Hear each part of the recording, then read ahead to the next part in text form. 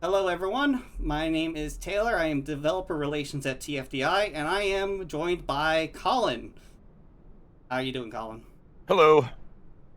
So, I still jumped the gun. I waited to try to say hi at the right time, and I'm still stepping on everybody. no worries, no worries. Well, we are here going off the glorious MD-11, um, and with the new art update as well as extended sim. So, Yes. if you can take a look here, we got a lovely exterior. I have the passenger model loaded in the GE variant, and then Colin has the freighter model with the uh Pratt Whitney's. Brett and Whitney's. So lovely new exterior. Hands off to our art team. They did a fantastic job. Uh, you want to tell a little bit more about the development process, Colin?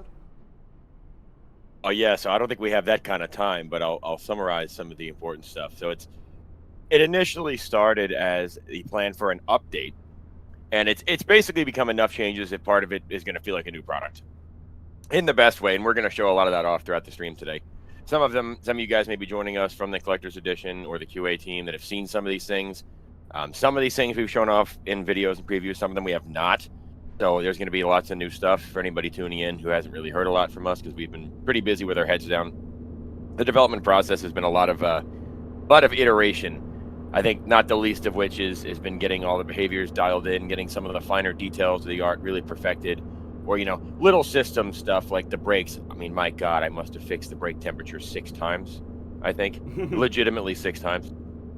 Yeah, it's been a very long development process. That's for sure. I'm coming up right here on the engine too, just to show off just the smaller details. You can look inside this, like the nacelle basically, and see all the stator blades and everything. Now there's so much detail inside the engine. I have learned things about the actual MD from the model that Ozzy and Aaron have been working on. Yeah, look at this. The texturing inside here is like absolutely incredible, and we can't wait to get this into your hands. That's a thumbnail right there. Oh yeah, I'm watching on the side here. You just come straight into the nacelle. Yeah, that's a thumbnail right there for sure. No, like right here. This is yes, chef's kiss right there. Oh man, no, this is really good. So, tell you what, Colin, what we're gonna do is how about you show off. We're gonna switch over to your screen, and then we'll show off a little bit of the interior, how this of the freighter, how this sound. Let's do it. I got some cool stuff that we've been working on here. Yeah. All right. Here you are. You're now up. All right. So we're here. We're cold and dark. Let me connect the GPU. This is the cockpit. I actually think was pretty good on day one. We've definitely improved it, and I'll show you some of those things. It isn't as radically different, but there are some things I'd like to show. So we'll get started like we always have. Autopilot. Get everything running here. Now, you can kind of already see by the highlighting that we have all that working correctly.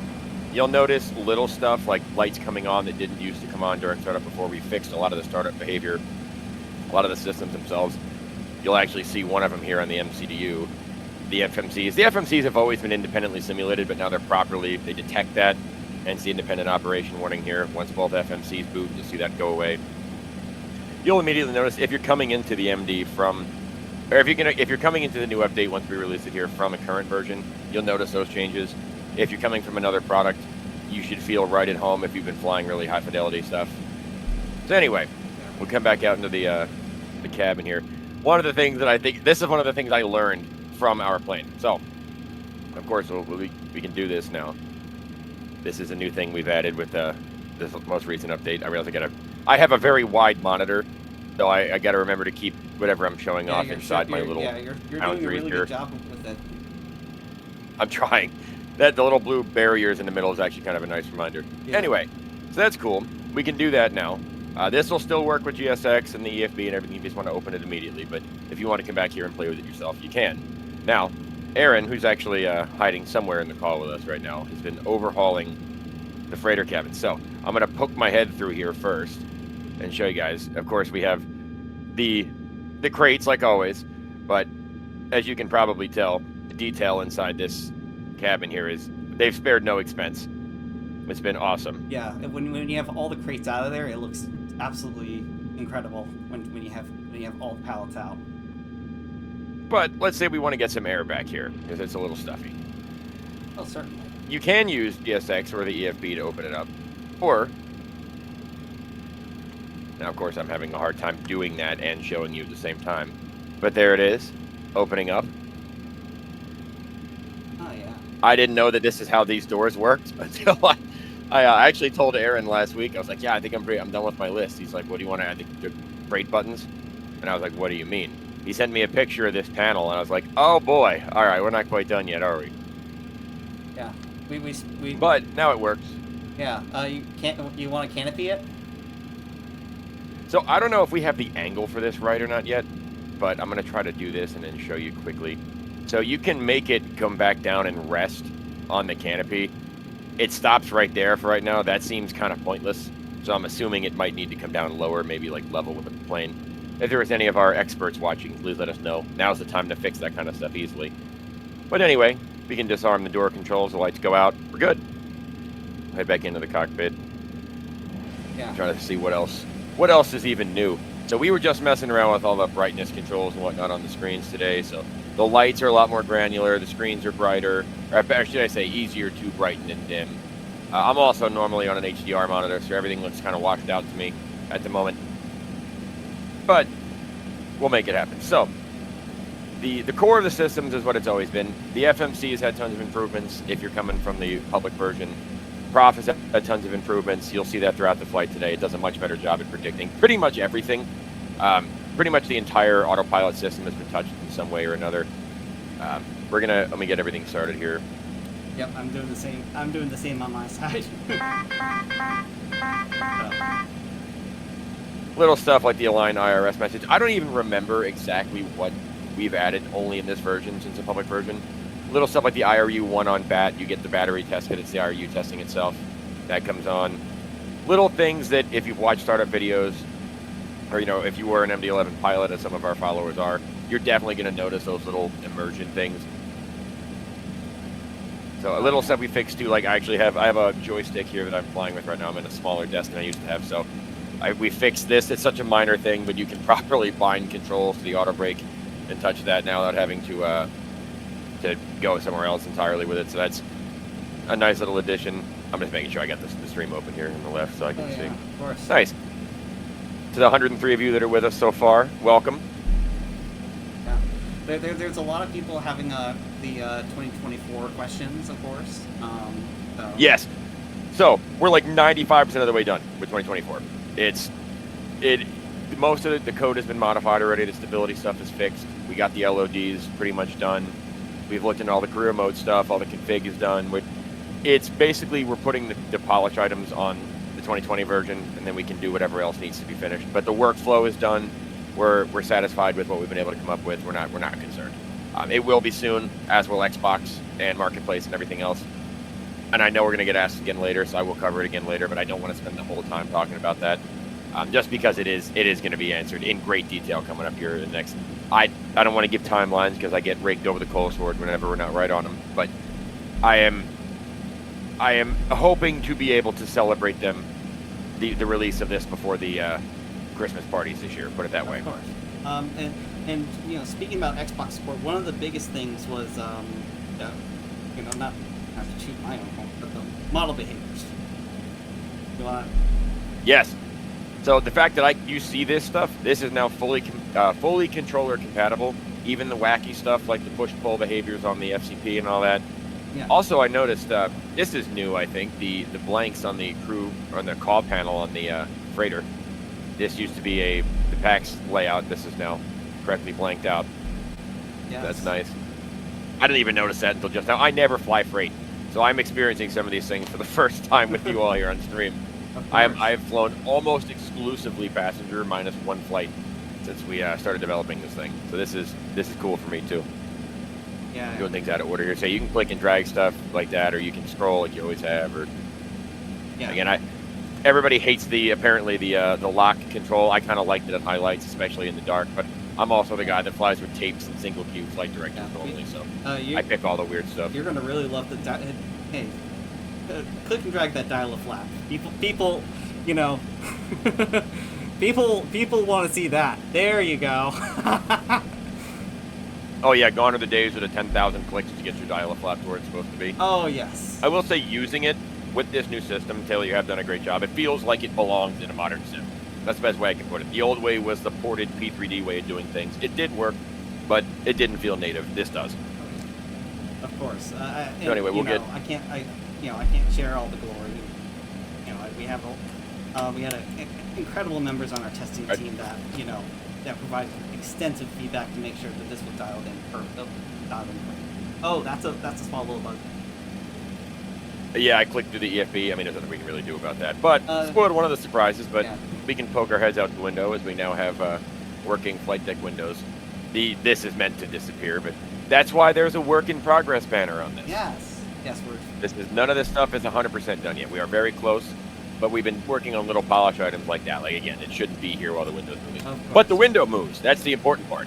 Yeah. Oops. While we're in the windows, we also have this now. Yeah.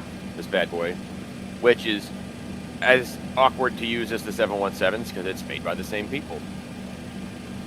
So get that out of the way. We also have this one, which, again, it shouldn't go through the tablet, but here it is. Yeah. I don't really know what that one's for. Oh. They sure didn't like sun coming in the window in this plane, did they? I guess with these windows this big, though, you kind of have to. Well, yeah, I mean, these things go on 14-hour flights. You gotta. True. Oh my God, yeah, you see the sunset and the sunrise potentially on the same flight, depending on your direction. I've done that quite a few times, actually. It's definitely an experience. So I guess I'll kick it back over to my screen and we can show off a little bit of the passenger cabin. How does that sound? Let's do it.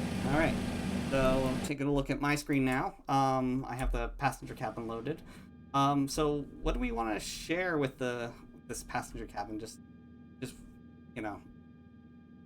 Well, right out I can tell you right now, all the window shades are going to be up, but they do move.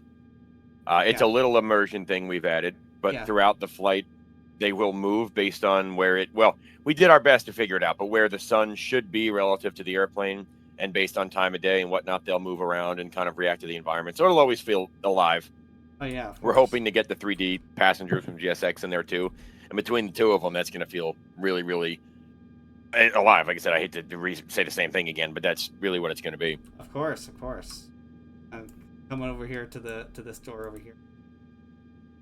Disarm it and then pop it up. Same as the freighter version of the door. That's very nice. Never knew I would care about being able to do that, and then I saw. I mean, other competitors have done this. I mean, we all know Elephant Room Phoenix has a really great integration with the sim, and that way that you can do most of that stuff by walking up to it and interfacing with it. It's such a cool concept. I'm really happy to get to do it in the MD. Oh yeah, I like that Boeing sticker right. Boeing officially licensed product. Yes. Oh, here. Let's close this before I forget. So, close that, and then we'll revert. So just for the for moderators helping us out, if you can, we can once we get up in, we'll go through and do a pre-flight, and then we'll get up in the air, and we'll happily take everyone's questions. So, where do you even see the questions these days? I have the stream open, but oh, there it is. Yep. Yeah, we're gonna have. Yep. Yeah, we'll definitely have quite a few of them, and of course, a couple of our mods are doing a great job answering those questions. And, appreciate that, of course. So. Yeah, we're gonna do our best to get as many questions answered as we can. We also have a big reveal we haven't done yet, which has to do with Extended Sim. A little spoiler is that we are going to show off Extended Sim in full function today. We have 113 circuit breakers we've coded. We have something like 89 failures. Yeah. You can click the circuit breakers up here. Wait.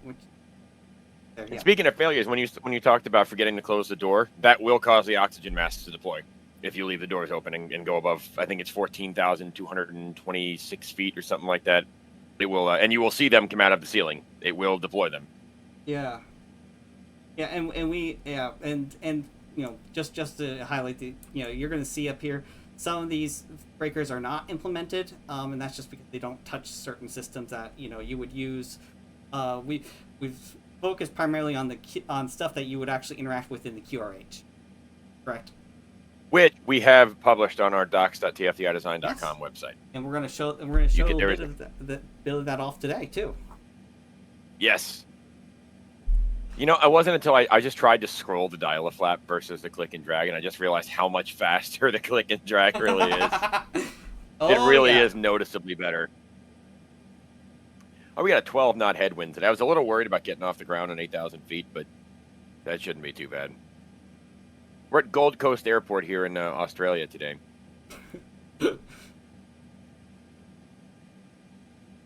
What is the slope on this runway? Positive. Are you looking at the chat right now, Colin? I am not. I am just typing in my slope wind. Give me 1 sec. Yeah. Jordan says, yes, the QRH is awesome. Yes. Someone built it. Yes, Jordan. So our Jordan XNE here in our chat is actually the guy that wrote the QRH. That's perfect that he's here with us today. Colin, I switched it back over to your screen so that way you can go off your pre-flight. As we're talking, I'm going to do mine silently in the back over here. Actually, I got through some of it while you were talking to you for the same reason, so I'm not I'm doing more than just clicking through. I think that my IRS is good, yes. And I saw a question about bogey tilt and gear animations. Yes, they have been fixed.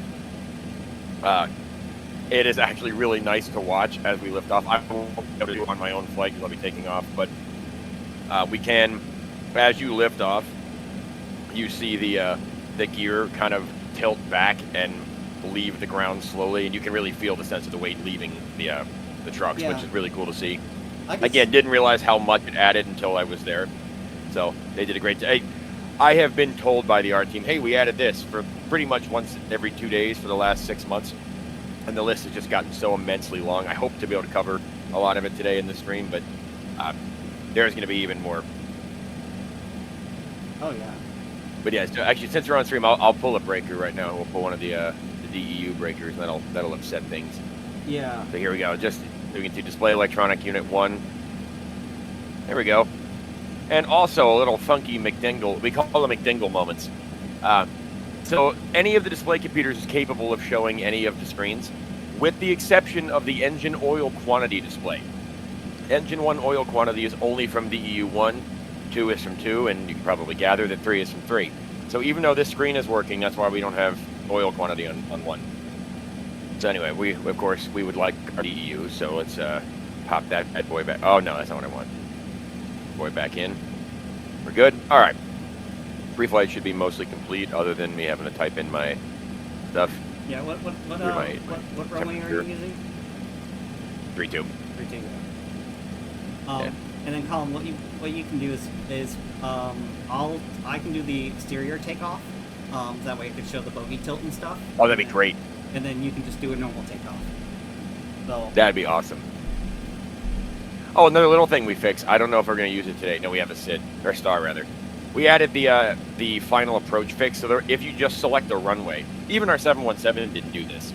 If you just select the runway, you're supposed to get a fix, I want to say 9 miles plus 1,500 feet above runway threshold as the final fix inserted for you, so you have kind of an approach guidance. This version of the plane now does that. It didn't previously. So little stuff like that. Again, the change log is coming up on 500 items long now, I think, total. So it's hard for me to summarize every small little thing we've done, but you'll definitely feel them. Yeah. Did you have a SID? Because the flight plan I had didn't have a SID. SID, no. No. I only have a star. I misspoke. Yeah. The 4A, and I'm going to probably get the entry of this wrong because there's always... Oh, no, this one isn't too bad. Sometimes there's like 15 different approaches. What runway are we taking here? Pull up my handy-dandy Smart Cars Pro. $2.99 a month. No, I'm kidding. It's not an advertisement for Smart Cars Pro. But I am using it to plan my flight today. Yes. The 3-4 left. Yeah. Let's see here. I need to... the rising run. I can show off the rising runway option, so we'll go for that. Yeah. We also have working alternate predictions now, which is, again, probably should have had those to begin with, but now we do. I'm not entering a flight plan for it today, but if we look at progress, we can actually see the distance and time and fuel burn and whatnot to our alternate. Makes those real long-range flights a little easier to plan. Oh yeah. I gotta pull up a chart for it. So I was joking with Taylor about this. I joked about being a terrible pilot. So throughout today, definitely judge the plane, not the pilot. That is my one request. I will probably do things that don't make sense systems-wise or are less than perfectly realistic. The goal is to show up what the plane's capable of, not my lack of knowledge. Yeah. Are you setting up for the ILS 34 left? Or... I am. Okay. Yeah, because I want to show off the rising runway on the TFDi. Okay. Just another new addition, the last public release. Of course. That's a nasty crosswind. 14 knot cross. Oh, that's gonna be fun. Nice. That's gonna be Fabio sent me flying into a hurricane, it felt like one day. I love that kind of stuff, though. Oh, yeah. Bring on the challenge. Oh, yeah, especially... Oh, another little... Especially with the uniqueness of this airframe, you know? It's another little small thing we did. I made it that if you call any of the crew call areas, like the mech or whatever, I think I did it for the freighter. Yeah. There it is. After some time, it'll light the call light up as if they answered you. Oh, yeah. Doesn't really do anything for you, but again, it makes the button feel like something. Or if you're studying for familiarization, you use to the workflow. All right.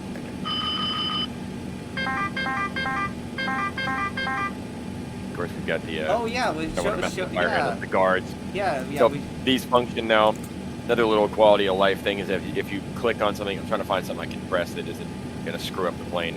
Most of the guarded switches are guarded for a reason. So here we can do the hydraulic system test actually. So as you press the switch, the guard will close itself because they are spring loaded.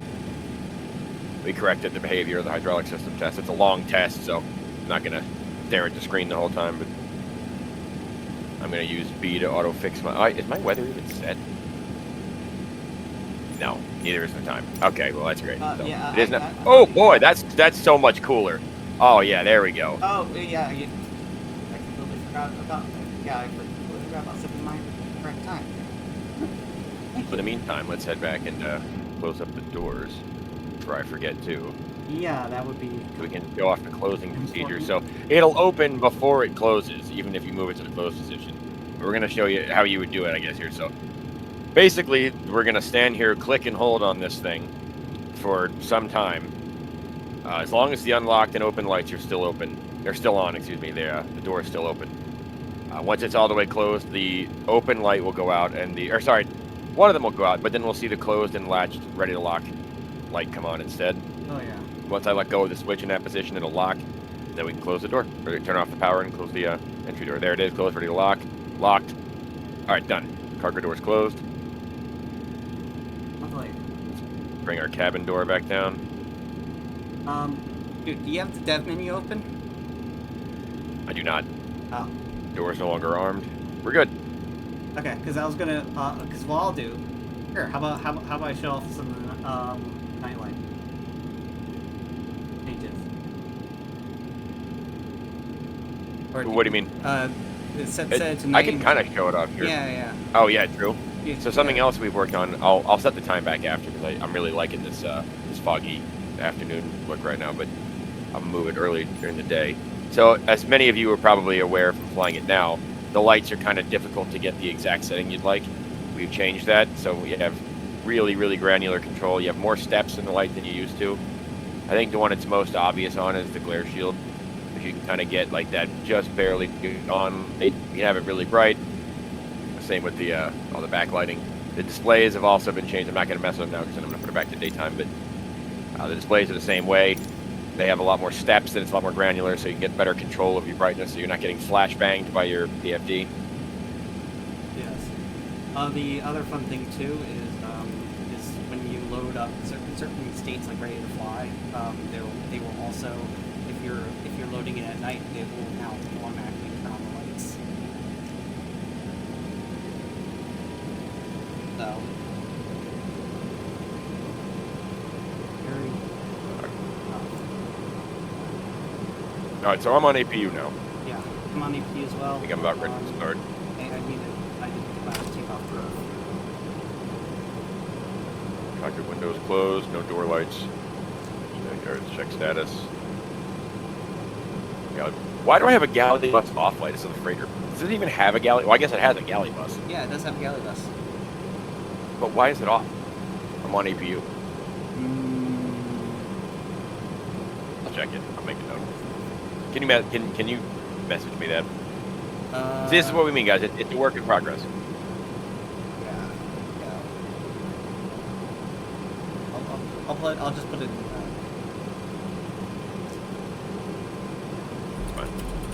All right, so something else we've changed here, little stuff. I guess, turn the seatbelt sign on for our crew, right? The ignition on. So a little immersion item here. When I go to start it, I'll pull the lever. You'll see it'll wait a second, then the light comes on, then the engine starts to rotate. And these are Pratt's, so it takes an especially long time to see the rotation on the engine tube. It's like 6%. I think, yeah, there it is.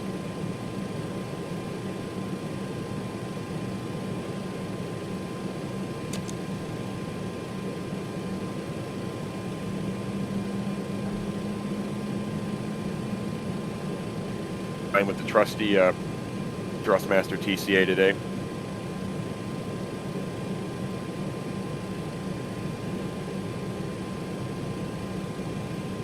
Celsius. Pretty decent temperature. It's kind of warm. Come to think of it, I don't think the public build has Pratt & Whitney's, does it? No, it doesn't. So we're showing that off today too for the first time. Yes, unless like QA and Parking brake? No. well, sorry, the collectors have the new build for CE's quite had a it. bit, yeah, and then some of these CEs are probably streamers. So, Yes. but yeah, no, us showing it off, yeah, that's good for us. Wonderful. I am ready to push. Fixed it. Go for it. You want to get out ahead of me there? Yeah. Let's see here.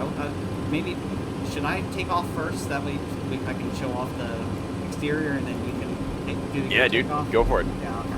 My takeoff's gonna be pretty standard from the cockpit. Okay. If you're willing to do an exterior takeoff, man, that bogey animation is something to behold. At least if you're a plane geek like us. But if you're here watching this with us, I assume you are. Yes.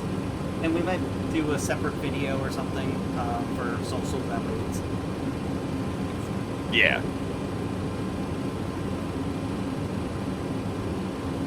And for anyone asking, that we are not in the same. We're not. I can't see Collin in my sim. He can't see me. We're not doing. We thought about doing that, but the truth be told, we haven't done a live stream in a while. We kind of wanted to minimize the moving parts. We're already showing off a lot of information across 2 screens as it is. And across the world too. I'm in Japan and he's in Florida. Yes, that's. We take that for granted sometimes. I think how cool it is that we can do that. Yeah, and of course, Co-hosting a stream from 8,000 miles away. Yeah, and my place is the wife's. Yeah, Colin's sending his feed to me, and then I'm sending it out to the world. So I'm actually really happy. My 16 megabit upload here. I have gigabit down and 16 up. So I'm just about maxing out what I have available between Discord here and my live stream, I think. yeah, yep. Sips tea on 5 down. Cut out. 5 up. Oh my god. Nav lights. Alright. We're looking good. APU should shut itself off here automatically. Auto brake. Speed brake. Stab trim.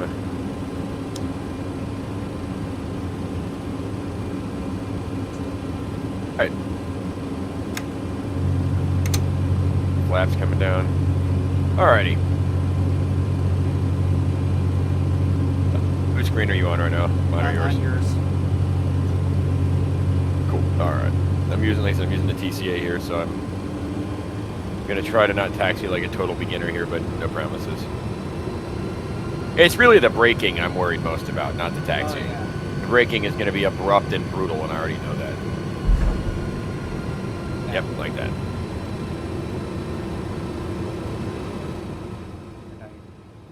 Why? I gotta get some new rudder pedals, man. I got space for them here. I don't know why I don't have pedals.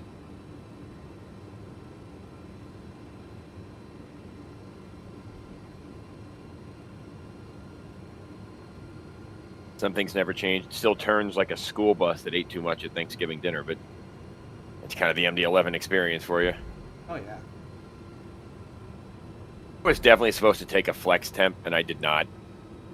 I just realized that.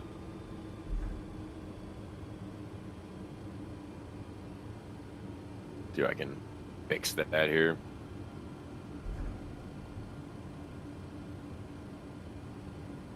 Type.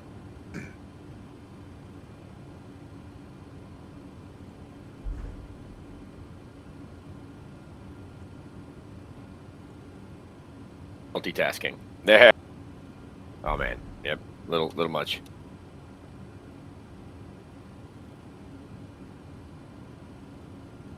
Oh, you're gonna definitely beat me. So maybe you take off, and then I'll and then as during the climb, I'll do my takeoff sequence, and then. Yeah, that sounds good to me. Give me a second. At least I want to get my engine started in the taxi.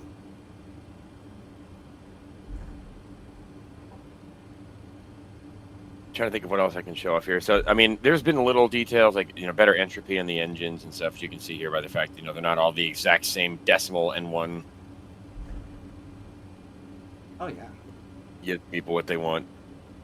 Yeah, so I have actually, if we joke internally, we have a rather inappropriate name for the Pratt & Whitneys. If you can think of what swear word rhymes with wit, it's what we call them internally because they were so difficult to get right. The GEs are easy, relatively speaking. It's N1, it's straight, it's pretty much linear engine control. Everything's pretty much what you see is what you get. The Pratts were so much more complicated to get right, so much more data to get right. But, oh, man, do they sound cool, and they actually fly really nice now. I really enjoyed flying them. I fly them more than the GEs, which I never thought I would say. Throughout the development process, not a chance. Oh, same here. Like the custom, it's an exceptional engine model.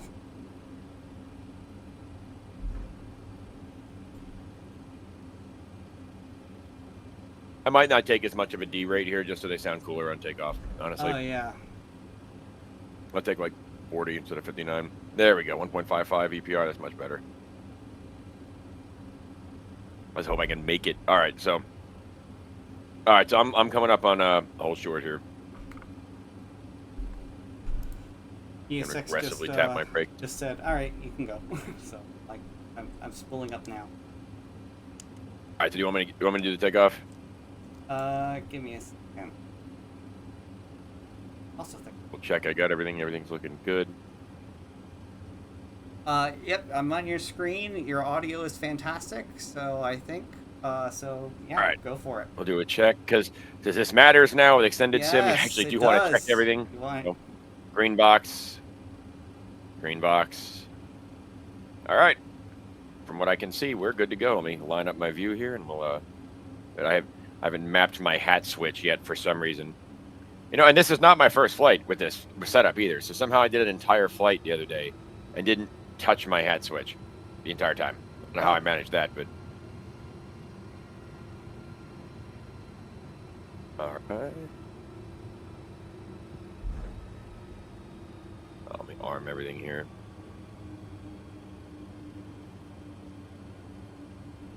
Yeah, we absolutely cannot wait. Aviation gaming. Yeah, we absolutely cannot wait to get it into your hands in FS 2024 either.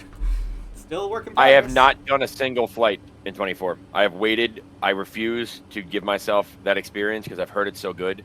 And I know that as soon as I see what it's like, I'm going to want the MD-11 in it, and I refuse to do it early. So I'm waiting until the MD-11 supports it. All right. I'm having such a hard time. My CG is all out of whack because it's a short flight. So I'm really having a hard time getting traction to get around this corner. Oh, yeah. Yeah, it was a little interesting for me. It's better. Yeah, it's better with a better weight distribution, but between being really light on fuel but having a regular load of cargo, we're struggling to get moving here. Just a heads up, the sim is pretty quiet, so you probably want to boost it up. I can boost it up. There we go. Thank you. There, negative dB, 30 dB full scale. That should be good. But I don't know if my Windows volume matters or not, but I turned that up as well. No, I got it up here. So. Right. Let's do it. End it.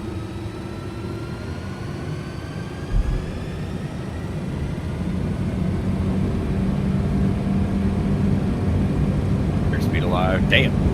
Man, that was fast. I forgot we're light.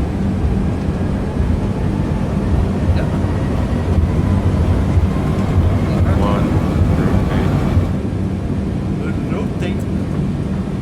Man, oh, I'm geez. off the side here already. Wow.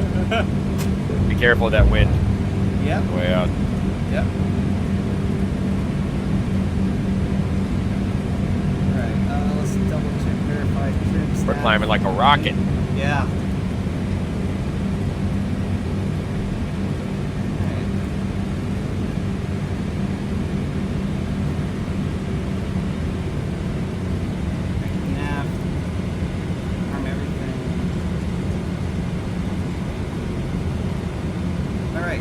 Rain out here on the display. A little past 30.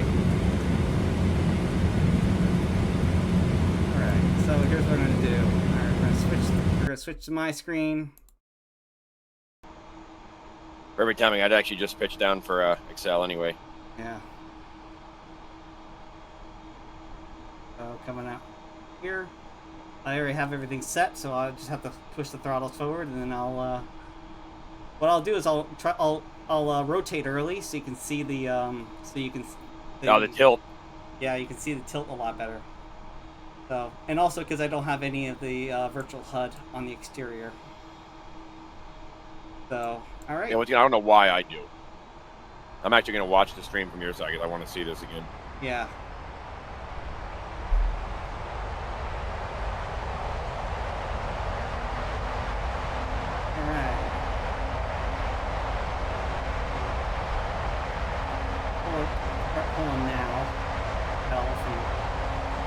Look at that. Look at that tilt right there. See it? Look at that. Boom, boom, boom. Oh, yeah. That watch each one come off there. Yeah. All right. Coming up in here and, well, you're up. And auto flight. APU door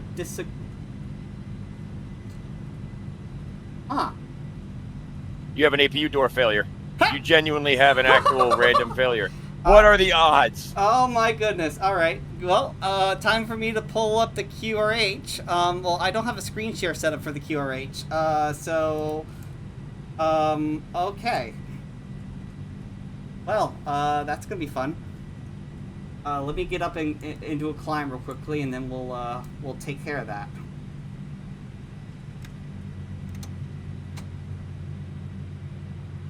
Oh my goodness. I would imagine here. I could pull up the QRH here too and kind of go through some of the the must know items with you. Oh my goodness. Yeah, I'll definitely do that. And you know what's funny is we were talking to you because you were gonna trigger a failure a little bit later in the flight, and Oh, it's still armed. Oh, yeah. This is a genuine bona fide failure. Just a I've never seen that failure pop up randomly either. That's actually really cool. I know it's a thing, but is that under electrical? I don't. APU with APU door disag. Well, yeah, I have. Is that what it is? I have the annunciator light up here, so. Yeah, it's because the APU door is open. Right. APU, electrical APU. Let's see. I'm not even sure if there is a QRH entry for this. I don't think there's anything to do. Yeah. I think it's just basically. Oh wait, Taylor, did you pull a breaker on something for this? Also, I'm glad to see it's as bumpy for you as it is for me right now. Yes. We're getting shaken up the whole way up here. Yeah. Let's see here. Which panel is it on?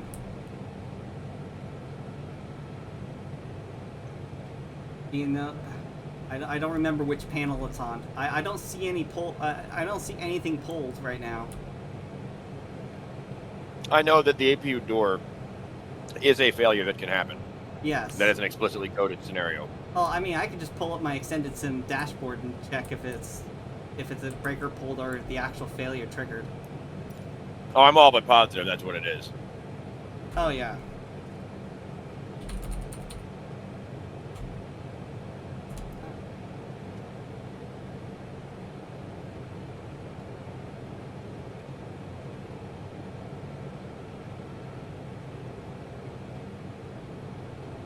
Let's see. Feels. Yep. It's in there. APU door failure. That is a bona fide failure. All right. So I guess I'll just accept the caution, and then there's nothing I have to do.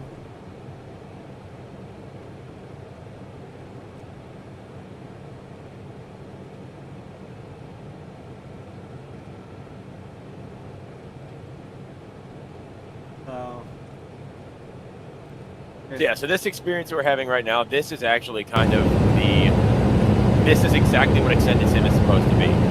So it's meant to let you press buttons that you wouldn't press normally, or use systems that you wouldn't normally use, or make you bust out the books and learn something about the plane that you maybe wouldn't have any other way. So, although that truly wasn't planned, so we have a planned failure that's supposed to happen to mine later. This one wasn't. But I don't think that could have worked out any better if we tried. There's the proof that it works as well. It's not just when you trigger. So we have a couple of systems. So it works. There is the most realistic and immersive one is the kind of random. BMDG used to call it service-based failures. I forget what we called them. It's just you turn off random failures and you get these. So what it does is it, based loosely on aviation maintenance history and published standards, we created a relative life cycle for every category of component in the product.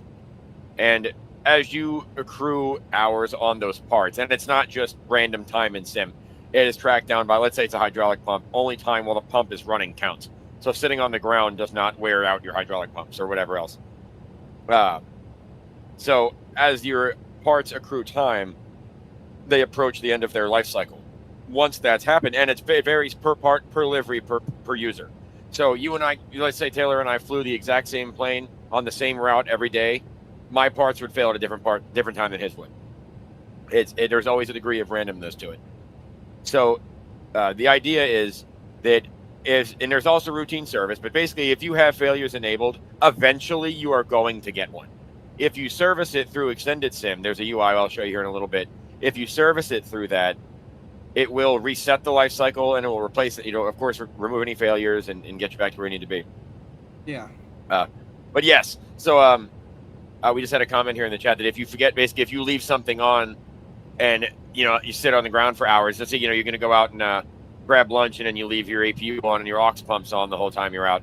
Yes, there is a distinct possibility that adds wear and tear to it, and it may fail sooner for having been left on. Absolutely. Yeah, and you're... similarly... What was that? Sorry. No. I was just sorry. You're back on your screen, so. Cool. Yeah, so I'll pull it up here in a second. But the I lost my train of thought there. I worried that my mic, like the background noise, was getting to my mic, and I derailed my own thought. That happens to the best of us. All right. Well, I also need to plug in my headset, or this stream is going to be very short. So let me do that real quick here. I'm plugging it into the wall, though, Taylor, not my computer. I don't dare plug in or unplug any other USBs at this point. Yeah, you don't have that problem in the FS24, so... they fixed that part. But yeah, okay, there we go. I'm plugged in. So, all right, so the thing with Extended Sim is, like I said, once you service the plane, the idea is that eventually it will fail. Of course, there is an option to go into the menu, and I'll just show you actually right here. So I'll just pull it up. So here's Extended Sim. Many of you coming in live have never seen this before. Here it is. We added some.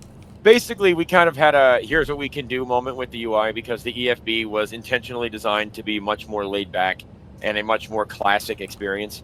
We decided to go a little more over the top with some of the UI stuff on this, so you can kind of select different regions and whatnot by clicking parts of the plane, and we tried to make it as modern as we could. You can click here and it'll open up a mobile version of it. This won't take you to mine. As fun as that would be to have you guys fail it for me, that won't work from here. But if you're on the same local network, you can pull this up on a phone or a tablet. Anyway, so let's say we want to look if we would have trigger failure. So I call it immersive mode. I was really big on this when we designed it. I wanted by default the experience to be you don't know what's going on. Now I'm in the air right now, so I can't do an inspection. But when you're on the ground, there's the option to say, okay, you know what? I want to inspect what engine 2. Something's not right. Whether it be a hydraulic pump or maybe my generator isn't working. There's something in that part of the plane that is not working.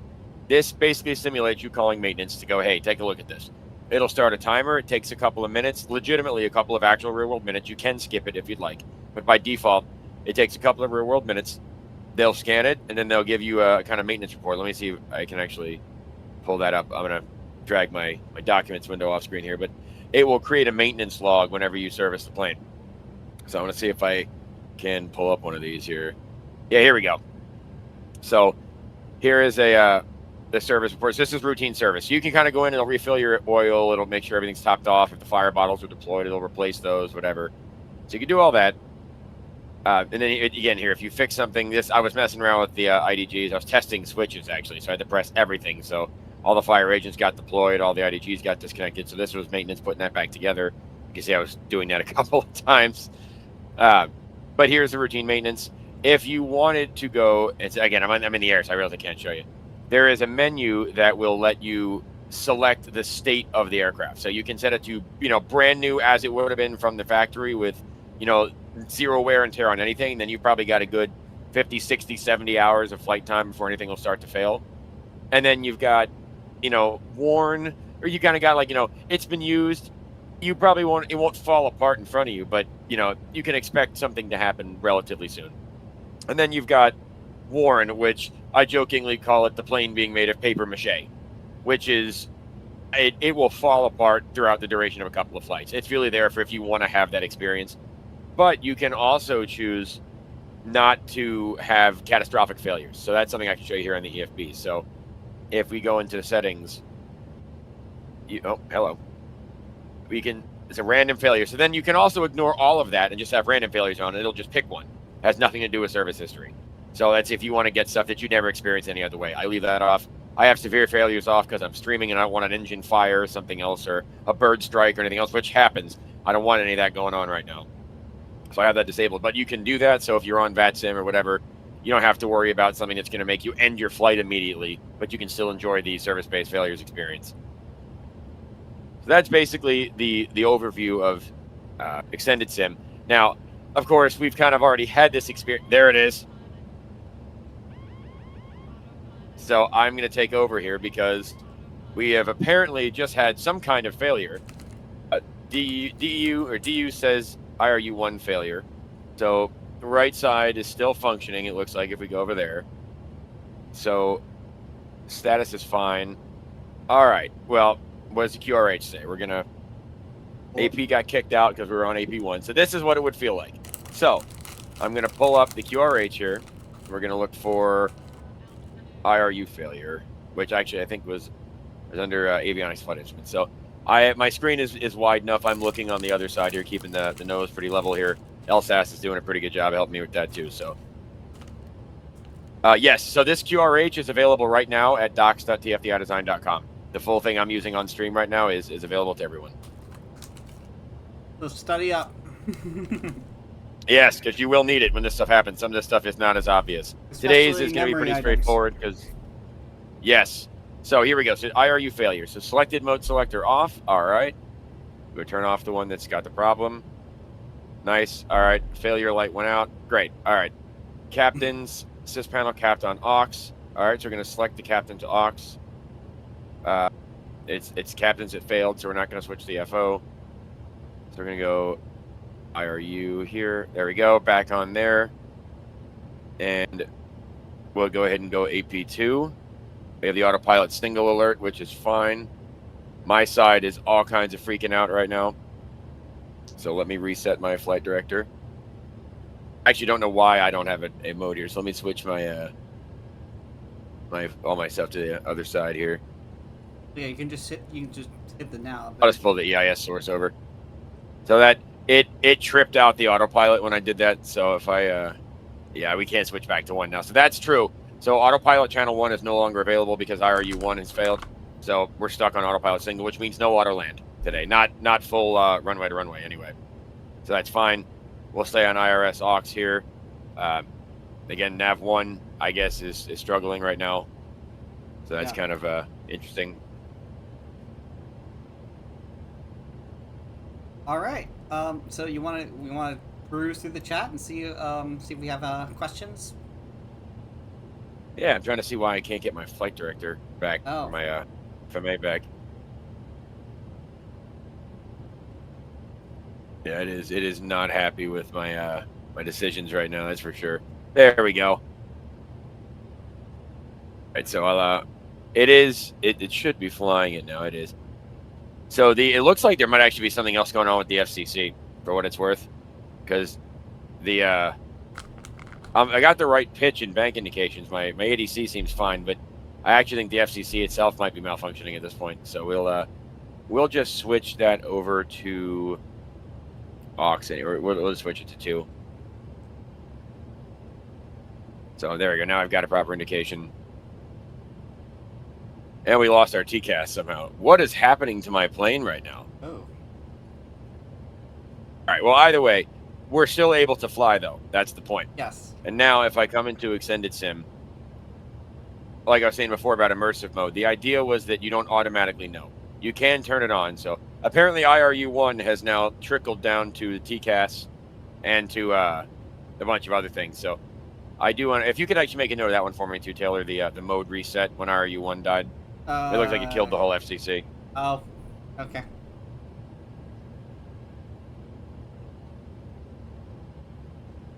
We'll take a look at that. Now, keep in mind, we're in the really nitty-gritty of things here. I'm intentionally breaking things, which is why we're having this experience.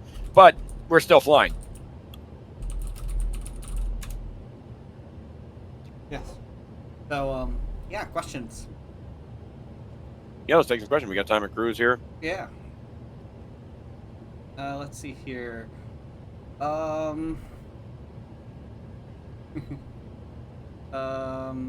CCC, hello, no release ETA yet, I assume.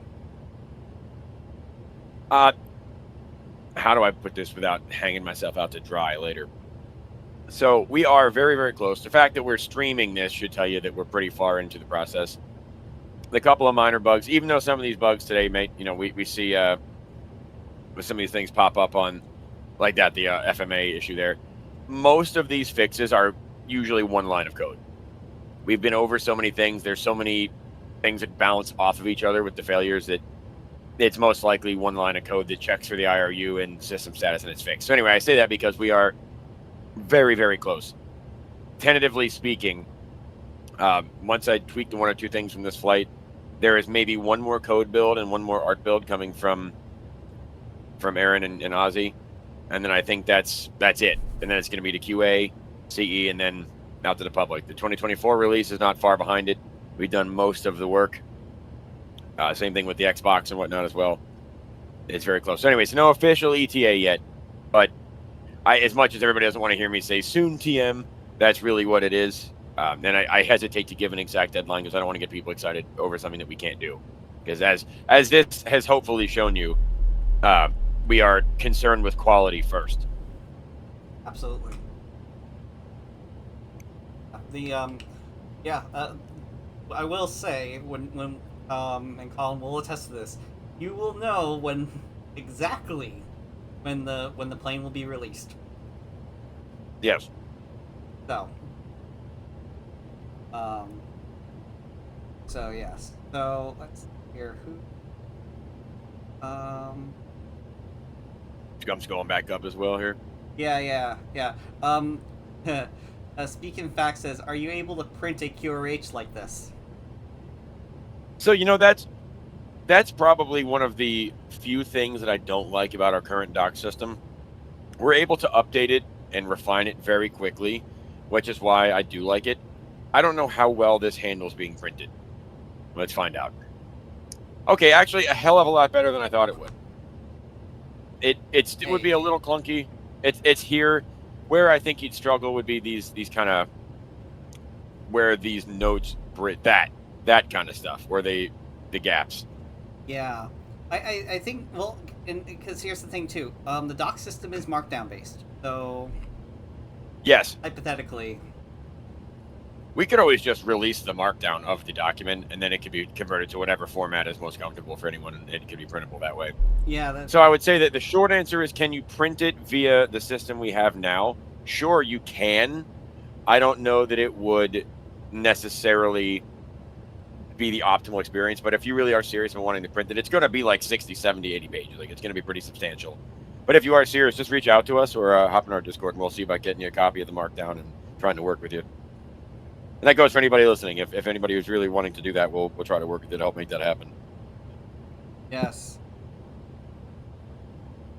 Oh wait, if the APU door is stuck open, then your APU synoptic, you should probably see the APU turn button windmill. Huh. I don't know if you'd see that. That's actually a good point. I don't know if I coded it that way or not. Yeah, let me let's see here. Which button am I pressing on here? Because they're right. Would be ELAC. No, engine, I think. Engine. Yeah. Because if I remember correctly, as long as the door's open, the APU. Well, I have. Yeah, it does. Exactly. Yeah, so I have this running. It's not going to windmill. That's one of the few things we don't have is it doesn't windmill. But because the door is still open, yes, you're still going to have the indication all flight. Yeah. Yeah, there's nothing in. Okay. Yeah, nothing. Yeah, all I have is engine. Oh, yeah, it's just the engine indication. Okay.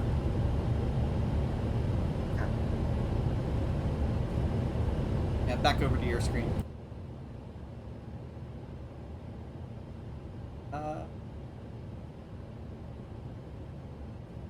Let's see what else I can poke at mid-flight here. Yeah, I guess I can also show off some of the failures that are an option too. I'm afraid to mess with too much because oh yeah, also again we sensor fail here in the IRU, of course. I'll clear the alert. Yeah, yeah. Tweed L3 said it's basically a whole new product. Essentially, yes. So if the cockpit is the same, well, that's not even entirely true. No. Even these, I'm not going to show them off just yet because we're about to tweak them. But we even added the newer style of landing gear lights. There's new knobs on the overhead panels. There's a lot of detail that was missing. Added, like I said, little stuff like this. Lots of lights and things. Systems wise, we've overhauled a lot of it. I'm trying to think. I mean, I think almost every system has been touched at some point, especially with extended sim, because you have to go implement all the failures. So we've had the opportunity to go and dig deeply into everything that is in the aircraft and everything that's in all the code that we started 5-6 years ago. So just today I found something in the hydraulic system, which was the first thing I wrote in 2021, and I tweaked something small today to make it work a little better. Oh yeah. So modeling wise, the outside, it is straight up just a new model. There's no two ways around that. It was just remodeled from scratch by the art guys. The cabin as well has been remodeled. The freight cabin has been remodeled. There's huge amounts of new work. Even the sounds have been overhauled. The flight dynamics have been improved. So one of the reasons that we didn't call it a V2 or charge a larger upgrade price is because of how much support we had from pre-sale edition customers and collector's edition customers. We really wanted to make sure everybody knew that we stand behind what we do. And I think this version of this plane is going to be everything everybody imagined it could be, and then hopefully a little more. And then, let's see here. So, Diz Ducks asks, will the Xbox version get a cabin? And also no failures since no extended sim, right?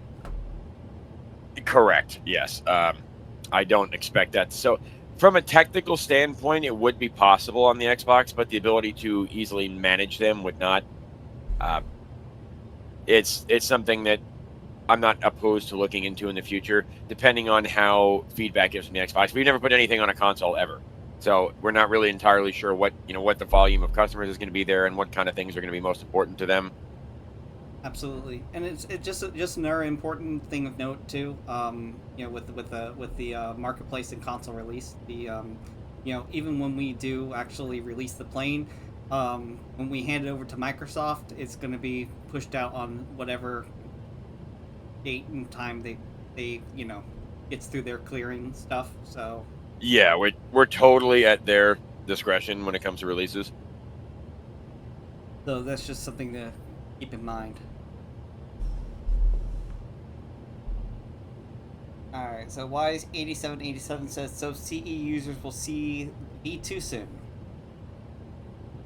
Yeah, so CE has a lot of this already. This current version we have definitely tweaked more of since the version they have, and that it's a little rough around the edges, the one they have now.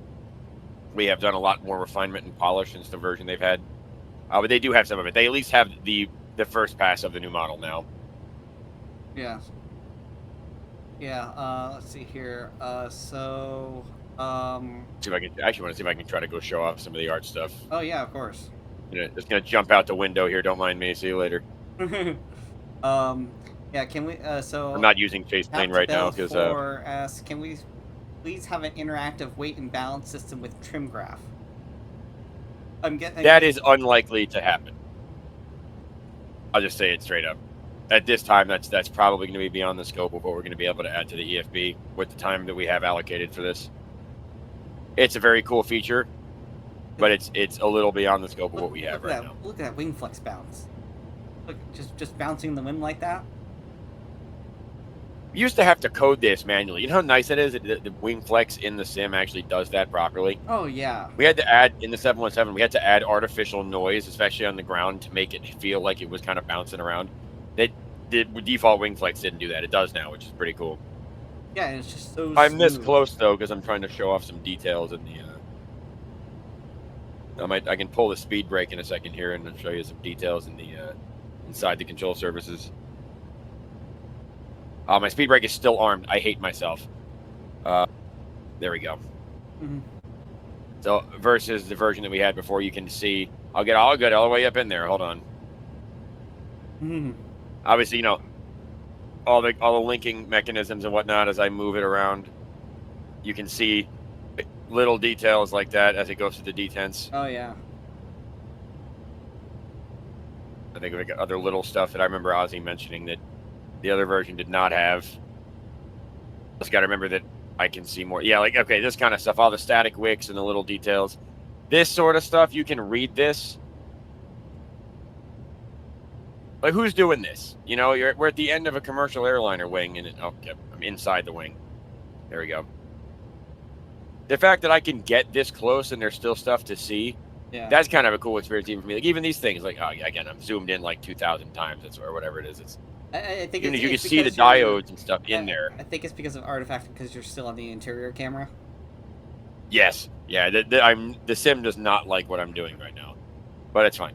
It looks like I have the man pads thing enabled too. The missile defense. Oh. Forgot we even had that. Oh yeah, Guardian. Yep, the Guardian missile defense system. Oh jeez, the Sorry, I'm just laughing because there was a there was a when I was doing a PR, there was a very funny poem that the Code Rabbit spit out about the Guardian. I remember that, yeah. Also, somebody had mentioned about the I guess the stabilizer being a little too far forward.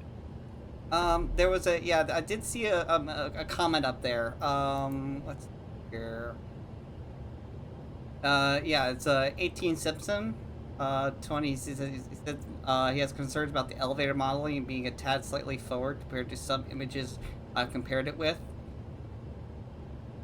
So it's possible that there were weird variations because, for example, the ER engine did actually have a slight bulge that was a little different, and then there are some really minor details. So it might be that.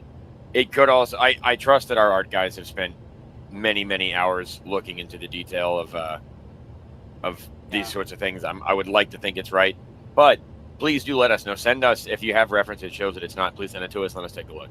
Yeah. I'm gonna likely say it's probably due to just weird camera angles, because I will say 1 or 2 photos is often not enough to tell if something is the right shape. Because even Ozzy and I were just talking about this not too long ago, that even if a photo seems like a great detailed nice square photo, sometimes you need 12 just to get an idea of the size and relationship between other items. So it's hard to say with 1 or 2 pictures if it is or isn't right. But again, like I said, please send it to us and let us know. Yeah, the other thing too is, think about like photos, especially if you're doing different photos. The lens does so much distortion depending on, how the photo was taken. So that's the other like major challenge. So you need it's almost like you need to do photogrammetry just to be, get it right, and then it has to be done with a very consistent camera.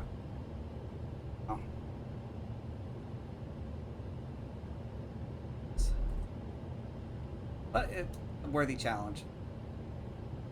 Yes. I'm just taking a look here. So, the edition. So let's talk about pricing, as I've seen that question a couple of times. Yes. So collector's edition customers don't have anything else extra to pay. They are getting extended SIM. They're getting 2024. Anybody that invested, and that's really what it was. It was an investment because people bought it, years before they had a product.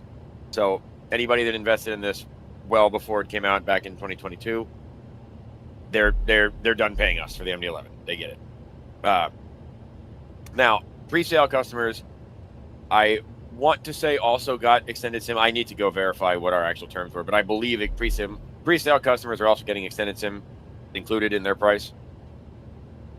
So that is, again, they don't have to pay any more for that. 2024, I was asked about that earlier. This a la carte model, when we first thought of it, was meant to make it easier for people to not have to pay for things that they didn't want. But it seems like, now with the upgrades and the new platforms and things, it's becoming a little more complex.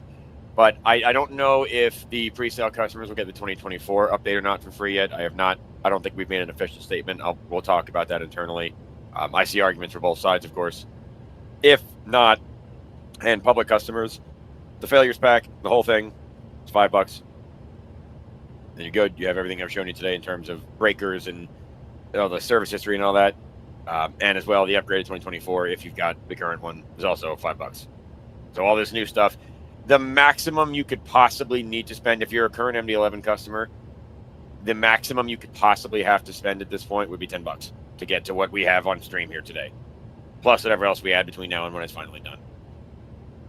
Oh, yeah. And again, if you're in some of those demographics that have supported us, $5 USD. Yep. Yeah, so and that, like I said, that's the most it could possibly cost you, assuming you don't already have it in a package you purchased already.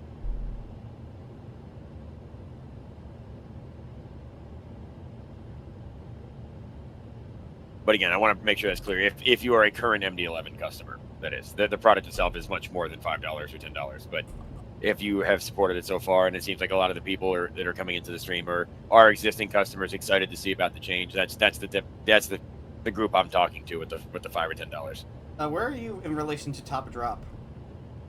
I was thinking about that too. I was like, this is a cool view and all, but I probably should look at my screens at some point. I got a link. Yeah, because I'm 80 from top, so I would probably... Okay, so I'm not probably not that far. No, I would probably wager your...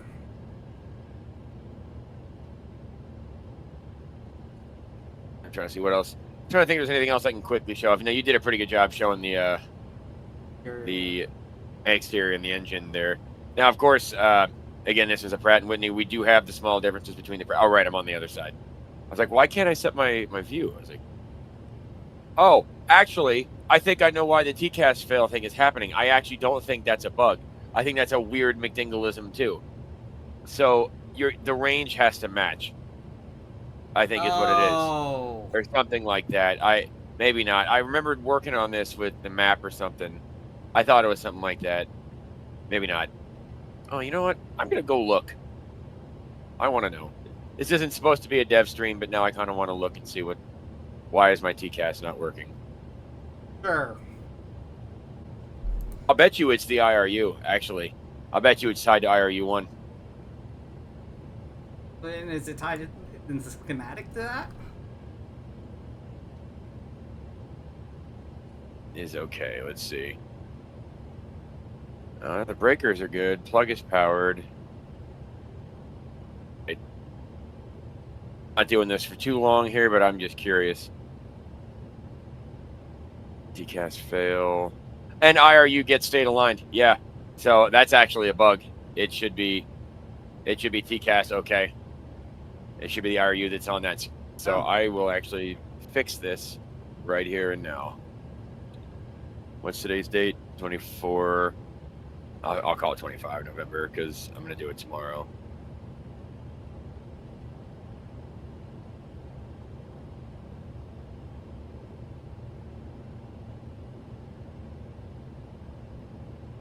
Ain't that glory.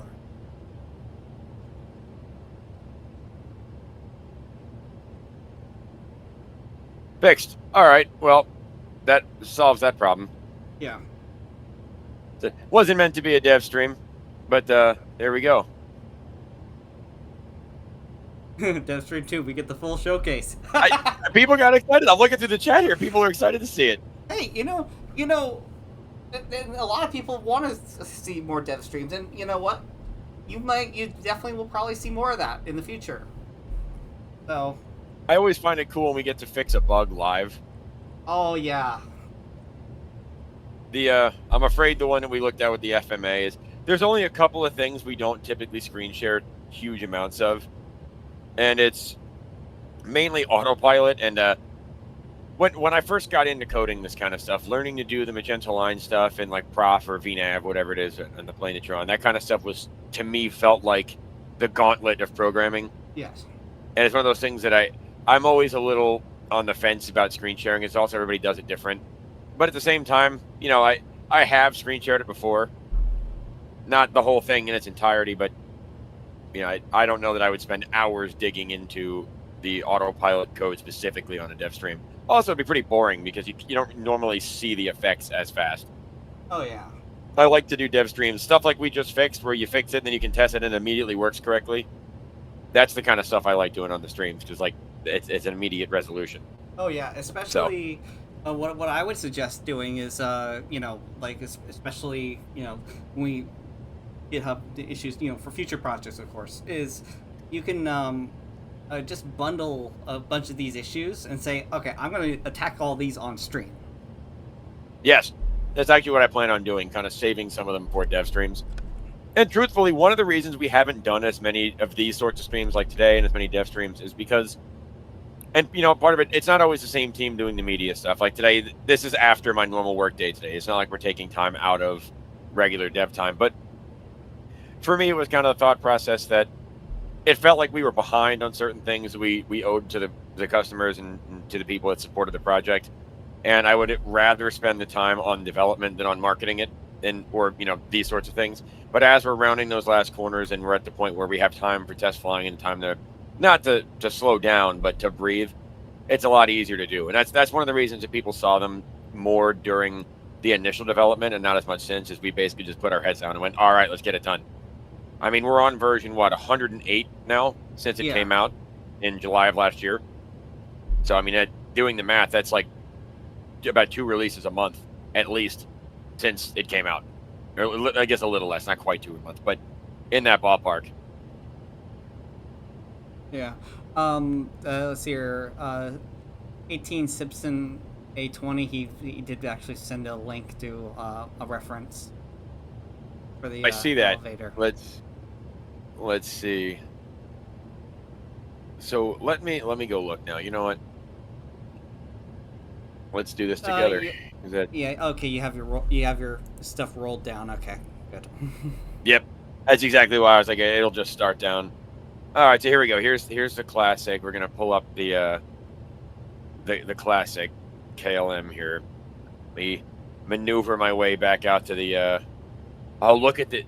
I just love this. Obviously, we're in a freight version, but Taylor will show you. Once you look out the cabin windows and the passenger model with all the new stuff. Oh, actually, Taylor, you should look at the shades in the cabin. See what they're doing. Oh yeah. While I line this up. Oh yeah. Here, let me. Yeah, I'll switch back over to my screen.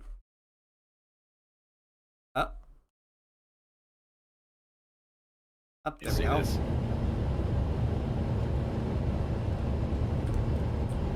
Yeah, we got a couple shades down and stuff. Look at that. Nice.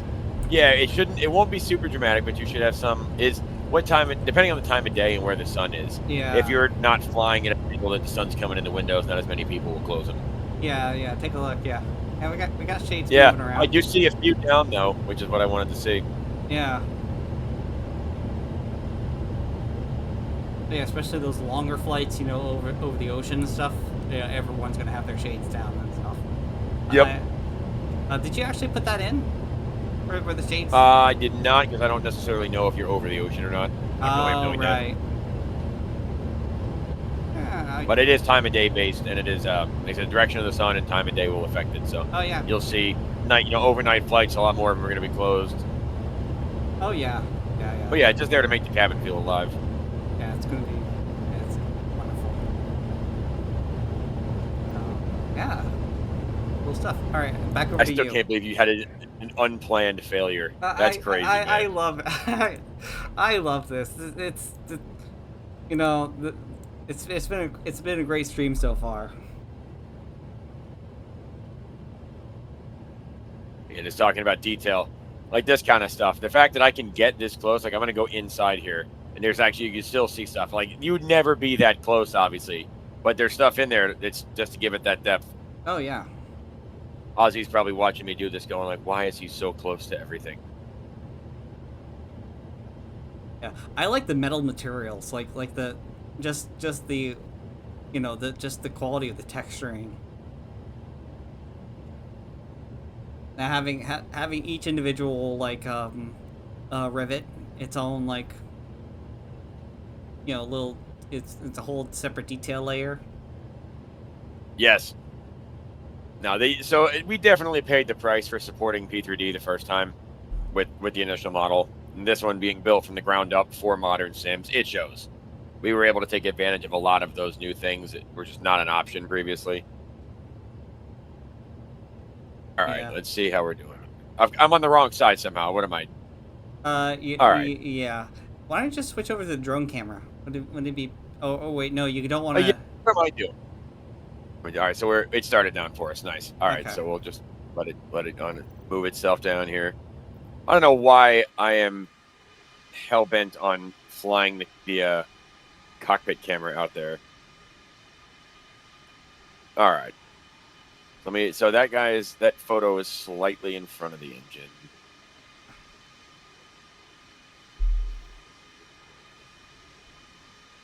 Of course, the winglet he's below it, so we want to get. You're still not the wrong angle. You see where you can see the number 2. Sorry, number 3. Good. Keep rotate it more towards the cockpit. Toward the cockpit still. Yeah. Look what the camera. Oh yeah. I mean, I don't think I'm in the same distance. That camera zoomed in a little more. Yeah. This is actually my point. So this is exactly what we're talking about. So this photo was taken with a longer lens, likely from further back. I am going to be unable to create that exact perspective no matter how hard I try. So what I'm looking at here is the shape of this lump.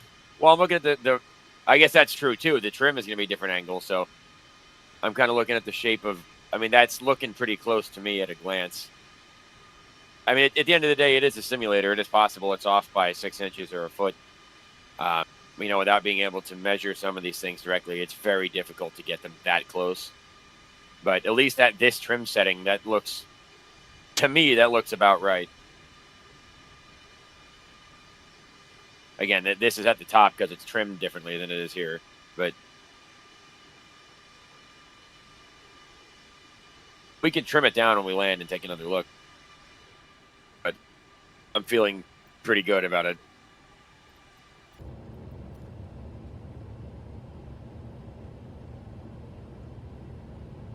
Side to control my range.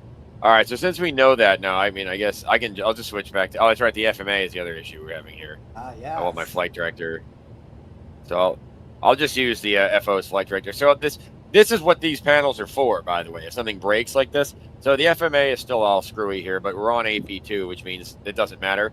I'll just switch my IRS and my flight director to the right side, then I'm getting the same thing the co-pilot is over there. So other than the FMA being a little weird, I can fly like normal and still use captain side controls and all that. So no auto land today though, so we'll have ILS, but as I saw a vector in there, I definitely don't feel like flying. I guess, I don't know. I'll let it do it. One of the things our prof will do now though is it'll actually shoot a whatever the glide angle is, normally 3.0, but it'll shoot a approximately 3.0 glide angle up from the from the runway up, and so your final approach on the prof descent should match the approach angle, give or take. It always is going to, that kind of thing is very, very speed dependent. So if you're not flying the exact speed, or if the wind changes, whatever, it could be a little off, or they'll get you in the ballpark. Oh yeah.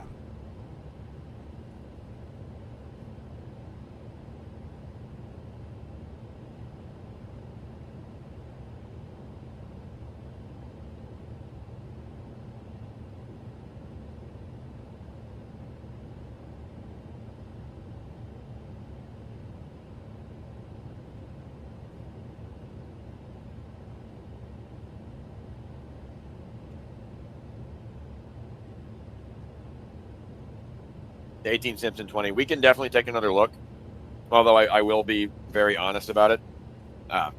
If something like that is wrong at this point, changing the position of the stabilizer or the elevator is unlikely to be something we can fix at this stage. There's so many things that have already been modeled and textured that are based on that exact placement that unless it is like wildly wrong, there's no way we could possibly leave it that way, which I think, again, I don't think it's going to be that far off or would have been pointed out by now.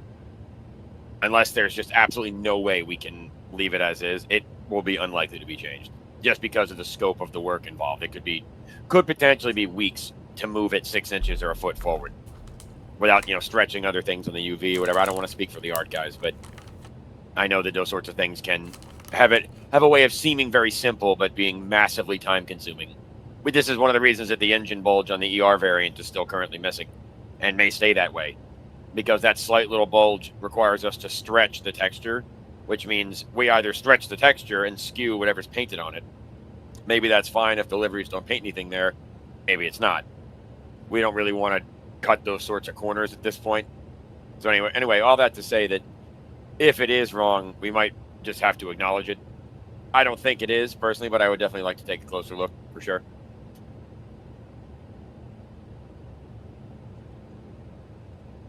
I see a question about any specific changes to the flight model. So a lot of them have to do, we definitely affected the trim and whatnot.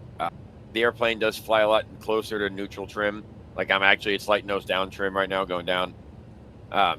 You'll see that taxi performance has changed a bit. It's still a big heavy plane, and we're still in a simulator that is based on what it thinks the correct physics are, not what real life is. So that's always something to keep in the back of your mind. But overall, I think you'll see it most. The hand flying performance has improved dramatically, but mainly because of the autopilot and LSAS not fighting you as much as it used to. We've modified the way LSAS disengages. It used to have to do with how far you deflected the controls, so you really couldn't nudge the pitch the way you're supposed to be able to. We've changed that. That helps a lot. Other things have been tweaked as well, but you'll see it a lot with the engines. The engines respond a lot better across all ranges of flight. Weight and balance is definitely better. The hand flying experience is a bit better. It's a culmination of a lot of minor improvements over the last 6 months. I would say, honestly, in our Discord, our QA guys would probably be able to tell you in more detail exactly what you'll feel.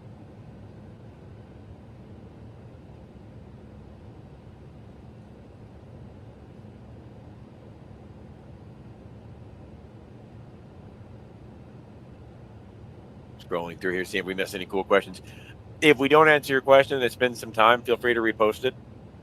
We're doing our best to get them all, but it's definitely possible we missed something. I saw a question about bird strike being based on the METAR. I didn't even know that they put birds in the METAR. Is that a thing?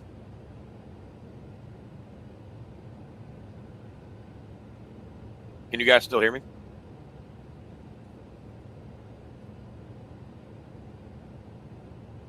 Hello? All right. Not sure what happened. I think we might have lost Taylor there, but. Oh, there we go. Oh, no, you're good. So this headset I'm using, I'm not going to slam the brand on a live stream, of course, but the headset I'm using has a habit of disconnecting silently in the middle of me having a conversation, and the only way I can tell is by trying to verify. Ah, lovely. Ugh. I was say, so yeah, the idea that the idea we're talking about is if the METAR having birds will affect bird strike. I can tell you currently, no, it does not. It is based on being in a reasonable part of your flight. So, altitude, AGL, and speed and what stuff like that does matter. So you're not going to have a bird strike at 18,000 feet or something ridiculous like that. I don't know what kind of birds flying up there, but you definitely, obviously there's an envelope of flight where certain failures are possible. I know there's like some airports, like for example, when I flew into Fort Lauderdale Executive sometimes, they always had birds in the ATIS. Yeah. It's like water is wet. Yeah, fair enough.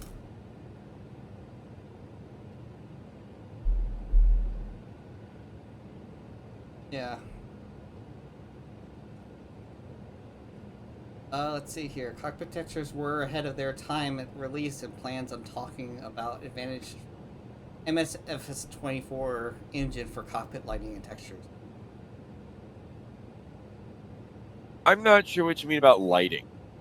So we already use the dynamic lights for some of the stuff, for where it makes sense anyway. I think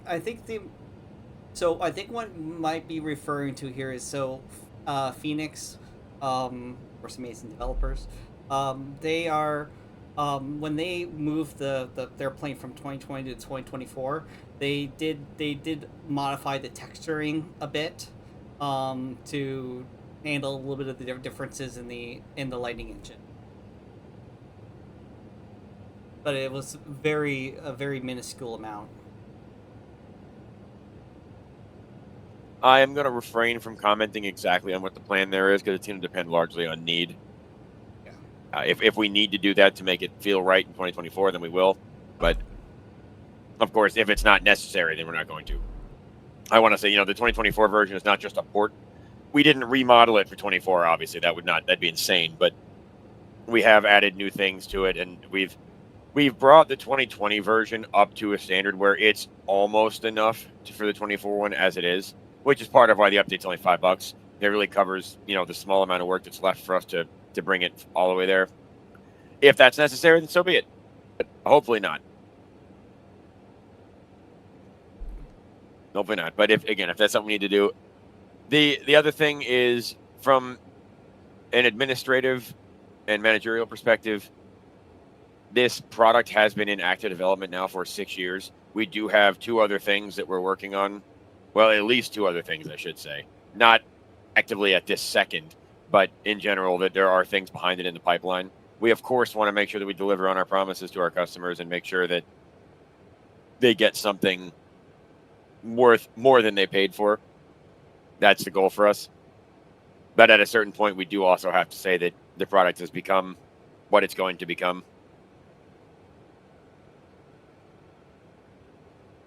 Oh, yeah.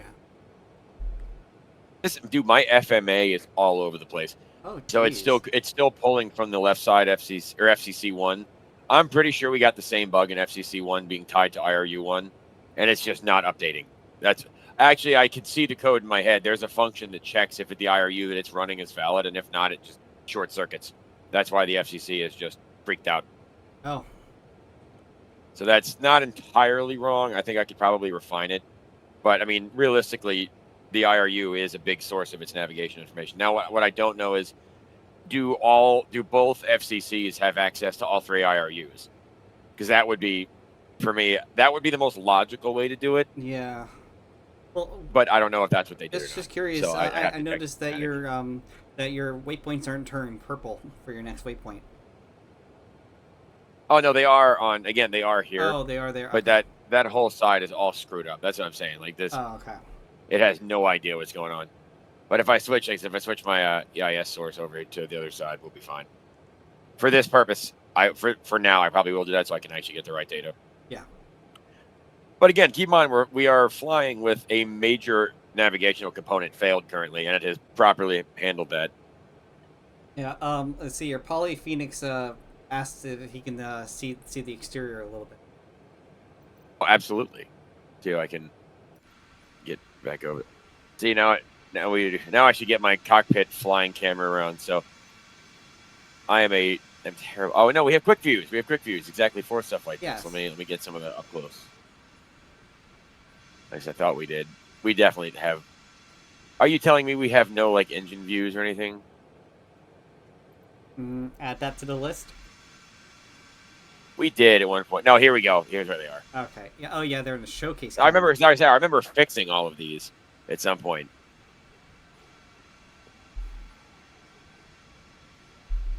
Yeah, there we go. 10,000 feet.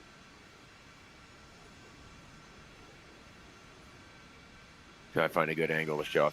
So I think the thing I find the most exciting about the new model is being able to look at these little things like the extra doors that move around, or I'm not even sure what this one is.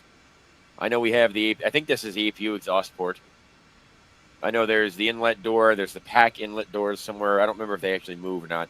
The code is there. But there's an exhaust port for something else somewhere. There's all the static wicks. There's little things to kind of just stare out at the wing and see, or stare out, at the engine or whatever it is. Like on the other side of this, there's a vent. I'll go on the outside on the other side and show you. There's a vent on the outward side of the pylon. Of course, the high efficiency pylons are on this model. So AVX Advance asks, are we getting customizable cabin lighting and or working cockpit armrests? Armrests, no.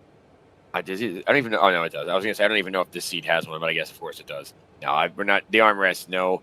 But it's customizable cabin lighting. I don't know what that means, but we did add the option to control it manually. If you don't like our auto behavior and you want to be able to control the brightness, whatever, at your own discretion, you can do that, yes. GSX integration? Yes. Yes, it already has it to some extent. It can open and close the doors and all that cool stuff. I want to work with them. I recently reached back out, and I'll follow up on it about getting like the 3D passengers and whatnot. And we're going to try to make sure you can walk up the jetway and stuff and get in the door and all that kind of fun stuff. Or the stairs, I should say, get in the door. So those sorts of things. What we are working on. Yeah. Let's see here. Has the landing gear motion been improved? Are you referring to the truck tilt? I can also land it in the exterior again just to show that off. That's up to you. I want you to be able to enjoy your landing too. Oh yeah, that's true. I'm going to clear this vector and just send us straight in. Double check if you're at the right altitude for that. But yeah, let me see. Don't forget you gotta hit the. It's got me at a. Oh, I'm at a. Oh no, it'll copy over. I got a restriction at 6,000 plus, and Prof has determined that this is the most efficient way to do it. I'm talking about your EFIS. You can't use the range buttons because you're switched over to the other side. I know. Okay. Oh, there you go. Yeah. Yep. Yeah, I've got the whole loop figured out here. This particular waypoint, for whatever reason. So I have the Prof system does have a. It's not perfect, I will say, but it will do what you tell it to do. It may not do it in the way you think it's going to do it, but it will do it. So I'm supposed to be at or above 6,000. We've achieved that. I'm also supposed to be at or above 3,000 at this waypoint. So I imagine once I cross this one, it'll probably start back down and then end up holding at a point that it feels is appropriate. Because it says I'm going to cross this one at about 7,700. So I would assume here it goes. It's going to start a gentle descent back down, it looks like.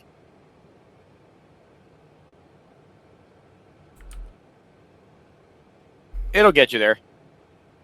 Oh, yeah. I don't think I've had a single case of it not doing what it was supposed to do. Sometimes I do find myself wondering why it's ascending as slow as it is. But in general, it'll hit your restrictions. It'll follow the procedure. It'll get you where you need to be. I'm pretty confident of that.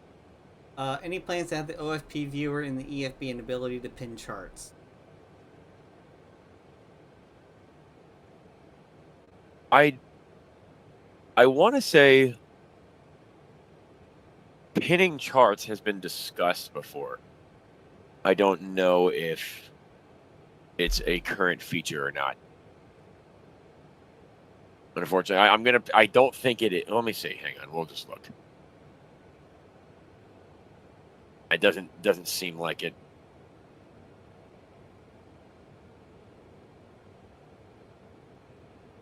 The chart's definitely there, but no, it doesn't seem like pinning it is. No, not currently. But again, it's there. You can use it. It's just not pinnable. So that's unfortunate. Unfortunately, not. I did see somebody ask about the cockpit windows. Yes, they do open in this model. I'm not going to do it right now, but I'll do it once I land. You actually can't. I locked them out, so you can't do it while you're flying. Yeah. Because it will cause your cabin to depressurize, and the oxygen mask will drop. And the fact that you can sometimes click through things in MSFS. You can see here what I mean. The last thing we need is you to accidentally click through the EFB and open the window in flight, so we just locked it so you can't. Yeah. Yeah, so let's see. But you also can't close it above a certain speed either because of the wind resistance. So don't forget, or you're kind of stuck with it. Yeah, that's true.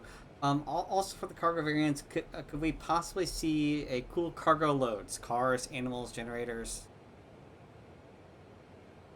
I think what we have is what we have for that. That'd be more of an Aaron question, but yeah, I doubt we are going to add that. It's something we did talk about doing. I'm clicking the wrong button again. Of course I have it.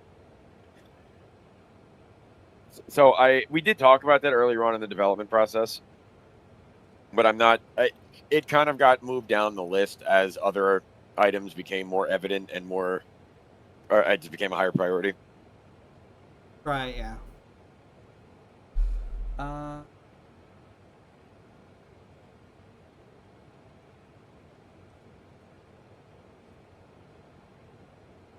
Yes, the descent.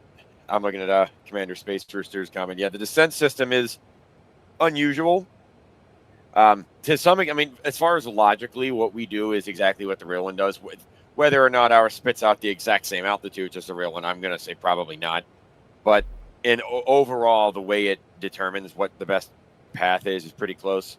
But sometimes it's been hard to try to articulate. But sometimes it is one of those things where if you have a bunch of restrictions and whatnot, there's only so many ways it can do it. So it will sometimes shoot all the way to the floor, let's say, of the path that it's flying and then kind of hold there. Sometimes it'll skirt right down the top if it thinks it's the most efficient way to do it. But like I said, it'll get you there. Oh, yeah. But it won't always be a direct linear path down. Sometimes it physically cannot be. I will say fuel consumption, long range, pretty accurate at this point. I'm normally within... On a 6 to 8 hour flight, I'm within about 5,000 pounds of what the FMC says. If you put in your winds and everything, of course, you can trust that to pretty much give you an indication of how you're going to be when you get there. Like I forget what mine said. We can go back and check the stream, but I think it was like 20. I was supposed to land with 26. I was supposed to land with. I'm going to land with 24.6. So that's pretty good. And I think I don't know if I imported from SimBrief, so I should have had the wins today. So it's pretty close. Oh, yeah. It is a sim. They are predictions. They're not perfect, but it's enough. If the FMC says you're not going to make it, trust it. So, Collin, we're on final approach. You want to see about doing a softest landing challenge? I can already tell you win. Yep. All right. Like I said, judge the plane, not the pilot. But I will compete with you happily. But I'm pretty sure you're going to have me beat there. Powered by smart cars. Yes. Little shameless plug. And I would say we also saw a question here about porting to Misfits. Do you mean to 2024 or from P3D to Misfits/Misfits 24?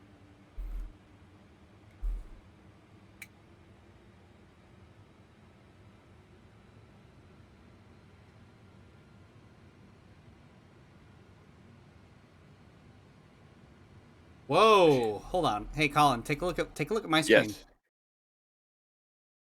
On the stream here? Yeah. Look. Yep. Look at the jumping. What are we looking at? Look at the jumping. On that center. It's the SimConnect bug that we can't fix. Oh.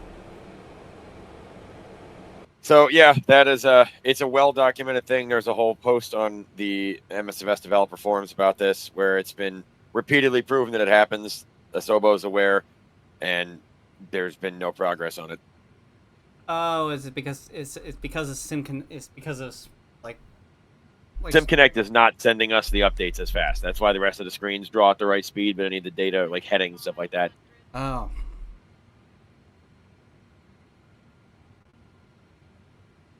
How many miles out are you? About let's see here, 13.3. All right, I'm 7. So it looks like I got you beat. So I should probably start pulling out some flight controls here. Oh yeah, definitely. All right, gonna do this Southwest Airlines style. Drop everything on a 6-mile final. Yeah. That's why I'm not supposed to use the auto brakes, because my IRU has failed. Yep. Per the QRH.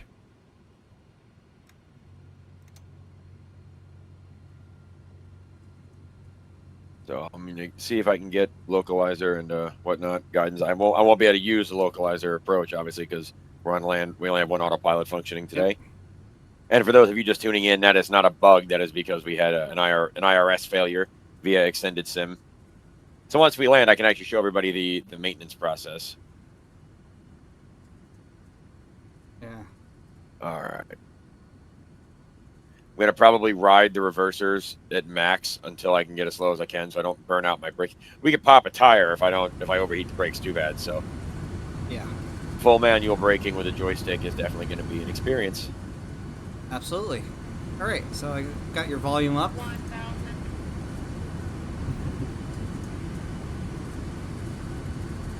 Get my landing lights are on. Cool. I got everything I need. Reset my view. Looking good. Starting to drift a little bit here. How did we end up with a tailwind? Ooh. Did we? It looks like I got a bit of a cross and a bit of a tailwind.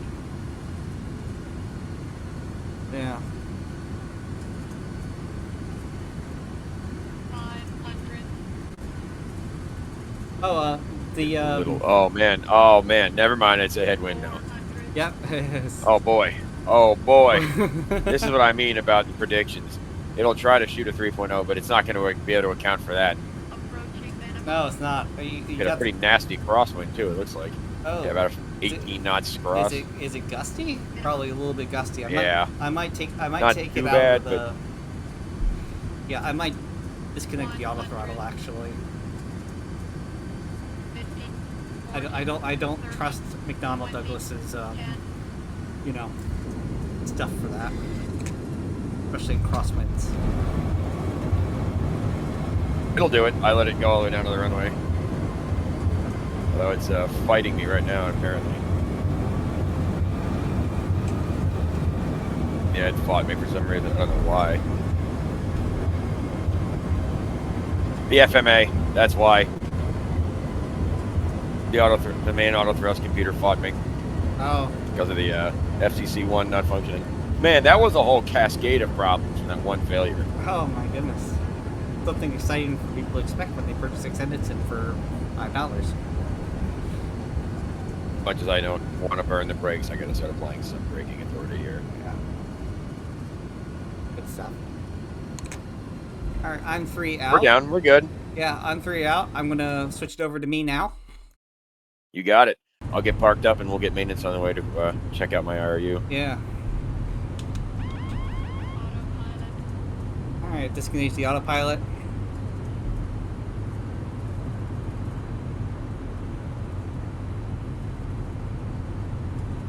Yes, Jordan, tactical landing. Every landing is a tactical landing if I'm flying.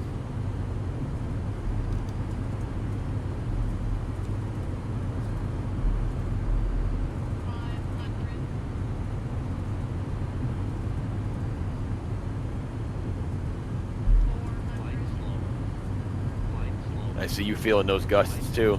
Yep. I am.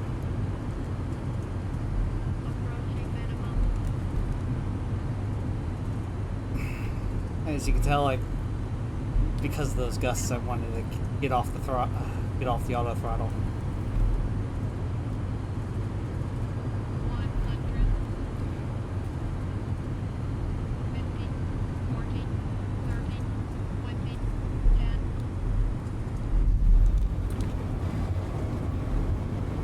10. Reverser's green. Nice. Nice. And fly it down. Truth be told, fly it down, and okay, there we go. it was kind of a mistake for me to even let auto throttle be on during the landing, knowing that we had a problem with the FCC and IRU. Because I should have figured that, again, you know, those things are related, and we already had a problem with the FMA. I should have disconnected it. So that's kind of on me too. Manual brake. Get it down to 30, 40, 30.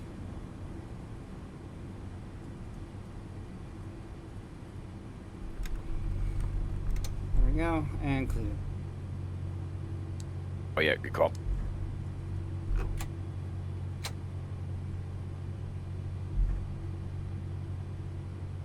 Hey, good news with the APU being stuck open. Yeah, it'll still come back on. Yeah, if it gets stuck closed, then you're in trouble. Ooh, the button's not working. Ooh, did it just fail altogether? Did it fail in the? What state did it fail in? What's the amber light? Is it the door light? Yeah. So it may just not be functioning because of the door disag. It may just shut down because it knows it's not behaving properly. Ah. So you may be stuck with pit power. Oh boy, that's unfortunate. All right. Do that. I'm gonna run it on pit power anyway. So.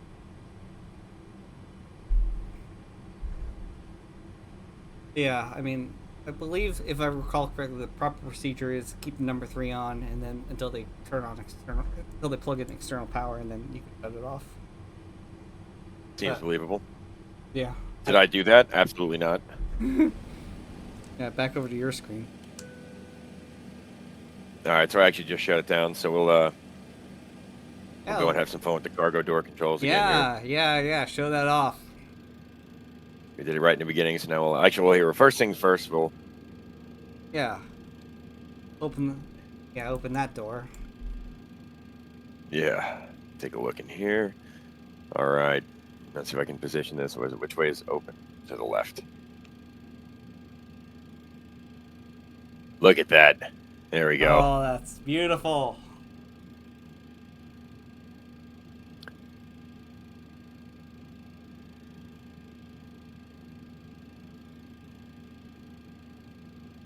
See I can see the N1 slowly rolling to a stop over there.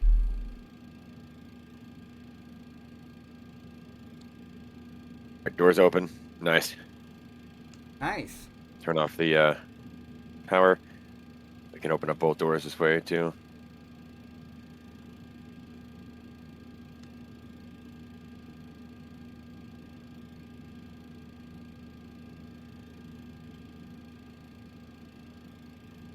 So anyway, now that we got our doors open, let's see about having maintenance come out and take a look at the IRU. So just a reminder, for those of you that saw the second half of the flight, both Taylor and I had a failure on our flights today. That was not expected. Mine was planned as part of the show demo today. His was not. That just happened to work out like that. So that's pretty cool. And he had an APU door failure, so his APU door stuck open. The MSC is apparently not even letting him start it at this point. The APU just went, no, it's not listening, and shut down. So it ran properly during the flight for him and then wouldn't close. So that's pretty cool.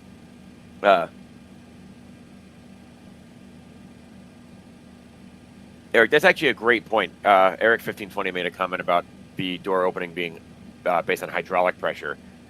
We definitely should do that. I kind of forgot that it's hydraulic. It requires power right now for it to function, of course, but I need to add the hydraulic requirement. If you would actually message me that as well, Taylor, so we can put that on the list. Yeah. That's a small thing to do, but we can easily make the speed vary and whatnot. That's perfect. We'll get that in there. See how my landing was, too. What did we get? 462. Whoever guessed 500, that was about right. Yeah. Let's see here. That's about right for me, though. To be honest. I think my average. It's only 201, but that's definitely all my 717 landings from back in the day. So yeah. If you took my average from the last 6 months, it's a lot higher than that. Yeah. 272. My last MD. Oh yeah, see, nice. My last MD-11 flight 364. Oh yeah, anybody? This is why they have to wrap everything on my flights in bubble wrap if I fly cargo. Yeah. All right, so let's show off the extended sim experience. So now here we are. We've made it to the gate. We landed. So let's say I don't have active failures turned on. All right, we're gonna go. You know what? Let's open up. I'll show the process all the way from the beginning. We'll open it up. Go to extended sim. Here we go. Connects. We're good. All right. I say, hey, you know what? There's something wrong in the cockpit. Inspect. Now we can wait the minute and 15. Do it the realistic way, so to speak. I'm actually, and we'll see the maintenance log. I'm not going to wait the whole time here on stream. We're going to skip it. Maintenance goes, yep, all right. We can put it in the inspection. Found an issue. You could choose not to do anything about it, but in this case, we're going to fix it. And then we'll wait. And then in this case, again, we're just going to wait that 30 seconds. I'll talk throughout this one, so it won't be as bad.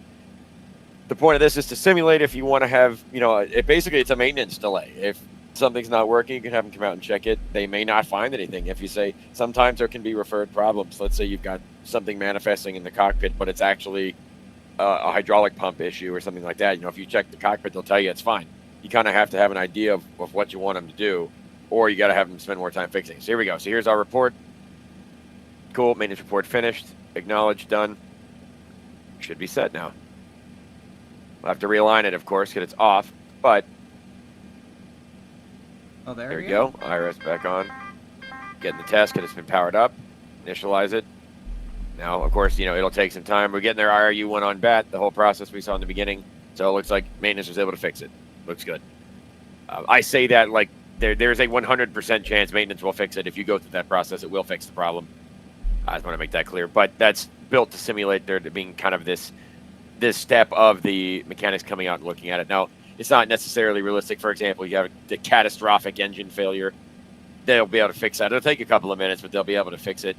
That's probably not something that they would do while you're sitting in the plane in real life, of course, but this is a simulator after all. We have to kind of take some creative license there, but that's how that works. So now that I'm on the ground, I can show some of this stuff. So this is how we would do oil, hydraulic fluid, stuff like that. And then these are the settings I was talking about earlier. We can kind of set the aircraft to new, average, or worn. Again, worn is paper mache. I would say new or average is probably where you're going to find yourself most of the time. Now, let's say you're part of a VA that may tell you what to do for this if they have it at a certain setting or whatever their preference is. Or if you kind of want to have good maintenance procedures overall, every 10 flights you set it back to new, or every 5 you set it back to average condition. That'll keep your chances of failure lower. But yeah, that's the extended sim experience. We've gotten to actually see that happen live. Taylor, if you want to show your inspection and repair process for the APU, we can see. I have just my sim being shared right now. I don't want to do full screen. Oh, fair enough. Okay. So, but yes, his experience would be very similar to what we just saw there. Yeah. Yeah, so Mustafa says, it'd be cool to open the doors via the panels in the cabin. Watch this. Oh, you must be new here. Yes. I'm going to go right through the cabin right now, so I'm just walking back. Ever so slowly. And all this other good stuff. We have good news for you. Yes, we have very good news. Coming back. Okay. So nice. Welcome to the chat. Also, nice to see you here. Glad you made it in today. Wait. Oh, look, there's the jetway right there. Oh, that's awesome. I didn't even know you had the jetway connected. Yeah. I went ahead and connected the jetway. Oh, also you can stop the door in different positions. I don't know if we actually showed that off or we held that. So. Oh yeah, no, it's not just a toggle to open. It would be like it as you press and hold for the desired behavior. And again, I'm in the freighter one here, and you can stop it at the canopy setting as well. Yeah, here. Again, I don't know that we have the angle quite right yet, but yeah, I'll swap it back over to your screen too. So yeah, so I'm here at, I don't even know if this is where I would be with this plane for this, but again, judge the plane, not the pilot. But I've got the door open right now, so if I try to get my view up here, we've got the push for down to canopy button. If I press that and come out here, door controls are off. Oops. Turn it on, and then press and hold the button.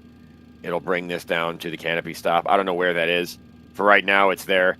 Obviously, we can easily move where that stopping point is, but you can bring it down to, I think it's 85 degrees. We just don't know what it's 85 degrees from. If it's from the top of the plane or if it's from 85 from ground or what that angle is. So Yeah. Of course. We'll get that sorted out. Yeah. But yeah, that's the door opening experience. Yeah. So we cold and darked our planes and everything else. I guess, you know, any final questions that anyone has, of course. You know, we'll happily answer those right now. So, question about the extended sim: Does it save on every flight, and then when you get back into the sim, it will have the same oil quantity breakers and wires and all that? Yes. So it's kind of pairs with extended sim saves extra things that the panel state persistence doesn't. But the way to get that ideal experience is go in here and set last state as your default. That'll kind of keep it. So if I just close my sim like this, it'll come back just like this. That would be step one, and then extended sim does the rest for you. So things like that, oil, wear and tear, that's on a per airframe basis too. So if you beat the hell out of one particular variant and then maybe another, you will have you'll have different experiences flying those airframes. So that absolutely is all saved. Also, little things like oil is consumed throughout the flight. It does burn to some extent. So after a certain amount of time, if you don't do any maintenance at all, you will see oil get low. As a matter of fact, I want to see where my level is. I don't know why it's so low. It's still coming back to the thing. I think it's on the return still from the oil gulp, I'd imagine. Congrats, by the way. Jordan said you're at the FedEx 8. Oh, cool! It looked like the kind of place where a cargo plane would go. Let's see here.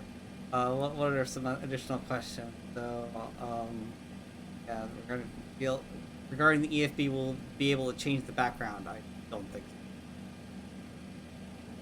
I did see that request come in. That's not even something we considered, honestly. Which I suppose I could see why we would. I can ask Fabio about doing that. It would likely be the kind of thing where you'd have to drop in a file into the directory structure or something like that. It wouldn't be. I don't know if it would be a setting. But we can definitely ask. That's something if you want to stick in the list in the QA. Yeah, we can as well. Yeah, we can do that. Sounds like we got one more day of tweaks and stuff to fix after today. I fixed one of them on stream, so that's nice. But it sounds like we have one or two more small things to work on. So if it is really something as easy as us. Although no, you know what? Will 2024 even let us do that? Because it would be a different size on the manifest. From the work directory. Yeah, oh no, I don't know. We'll look into it. Yeah. We'll look into it. Let's see here. Let's see here. Shadow Mike Gaming. I know you, Mike. We'll chat later. Let's see here. Can you answer my question about the landing gear? And that was the changes. Let's see what that is. Well, because he just asked for changes, but I don't know if it was like in relation to like the main animation of it coming down and going up, or if it was. It's the truck tilt. Oh, the truck tilt. I think he's asking about the truck tilt. Oh yeah. Because the question was initially about if we could do the replay from outside.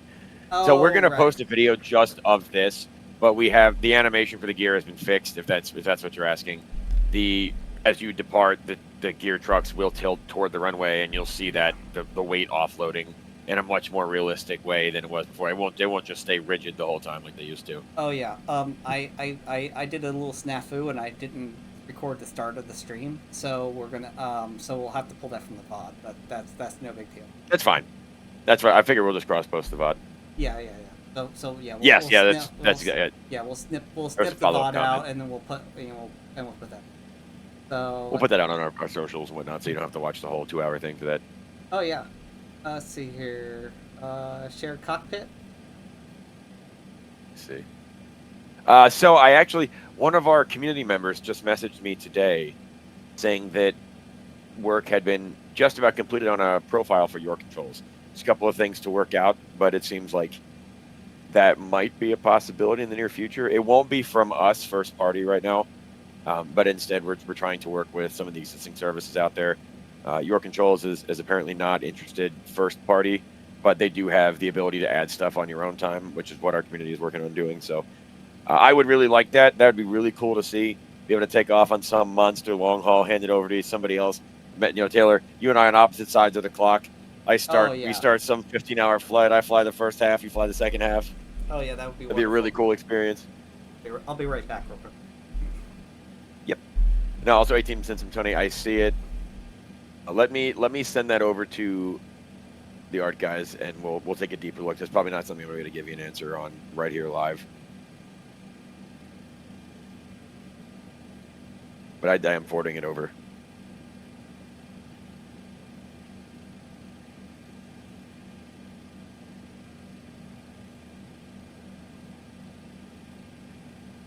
I also want to say thank you for everybody who is here and giving us these questions and sharing in the experience with us.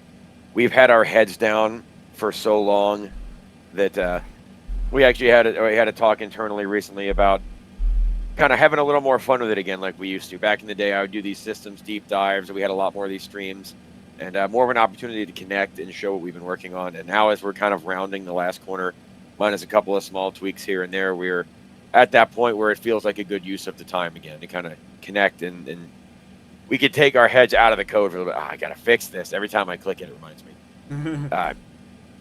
It's been nice to kind of get our heads out of the weeds for a little bit here and show everybody what we're working on. And we really appreciate not only the patience and support from the customers and from people that have been part of it, but just being here today, like I said, and being part of the stream. It's very nice to get to have the opportunity to do this. And I enjoy getting to answer these questions. We've also seen some great suggestions and a couple of things get pointed out during the stream. We saw a bug get fixed already. So it's always a productive time as well. Yeah, definitely. Mike is asking CE when. I know he's been bugging me about this. Very soon. Very soon. Oh my goodness. I wish I could tell you a date. Date and time. But nope. Hey, it's around the corner. It's good stuff. Let's see here. Able to do dual jetways. I think that's a MSFS limitation, not on us. Yeah, I don't think that's something we're even able to do. That would be really cool to do. Oh yeah. Yeah. So. Yeah. So, any news about MSFS 2024? So, I think we've answered that previously. It's just we're doing once we have the 2020 model done through and do 2020. Basically, best summary for this. Oh, hey. Yes. So, yeah, I was just taking out all the cargo. So those pallets are tagged to where there's actual weight in the stations. So we can remove that. And we can see the now empty cargo cabin. Look at that. That cargo cabin is so amazing. Let me open the bulk door too. I'll have to get all that one we have to do from the EFB. Oh, yeah. Get in there and open it back. 2024 charts. You're talking about the LIDO charts, right? I take an assumption that you're talking about the LIDO charts that are included with FS 2024. I don't think that's been a thing on the list. But what about you, Collin? Not at this time. I'm not saying never. Once we're done with this update, it's not that we'll never touch the plane again. That's definitely not true. It's just that focus will definitely shift to other things. But like I said, there will be an opportunity for us to look back at some of this work in the future. Absolutely. I just realized, are these properly labeled? It looks like that.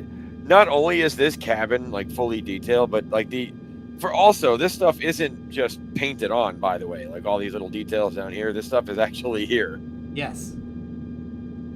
Yeah, all that is there.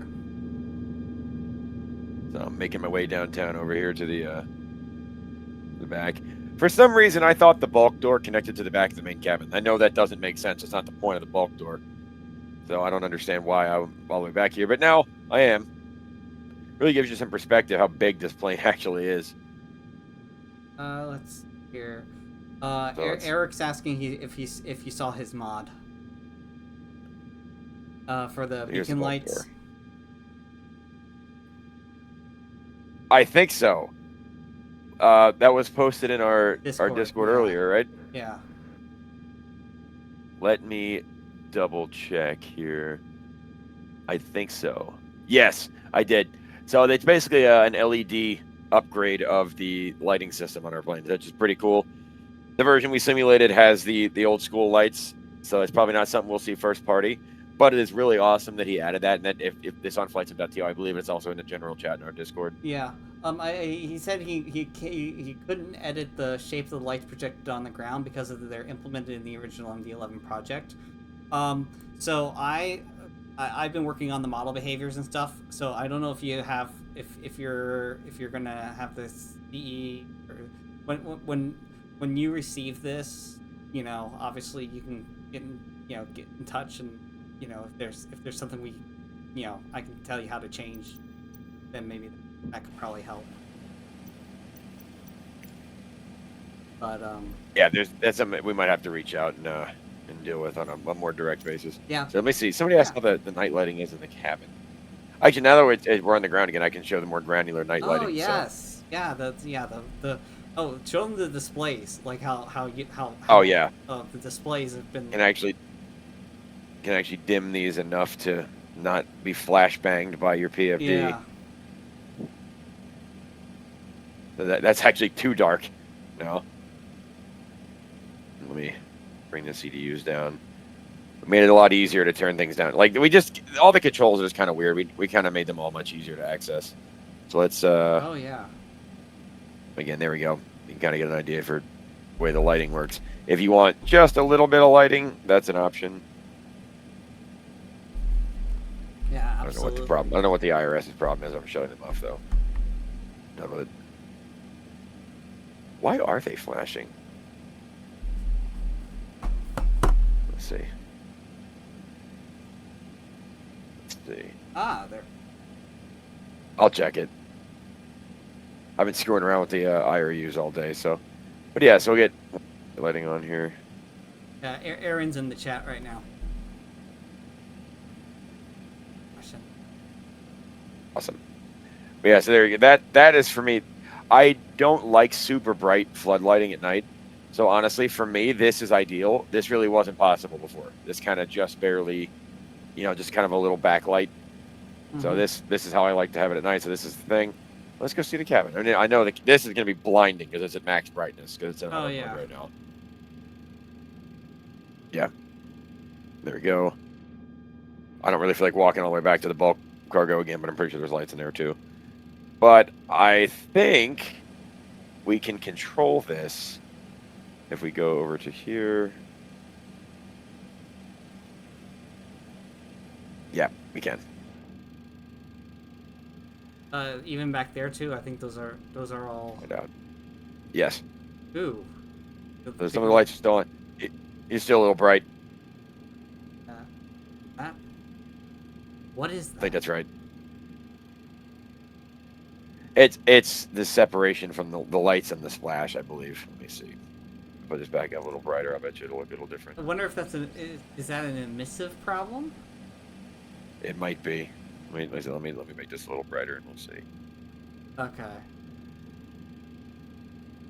Yeah, because that yeah. top part didn't change at all. So I'm probably missing a. I already fixed that.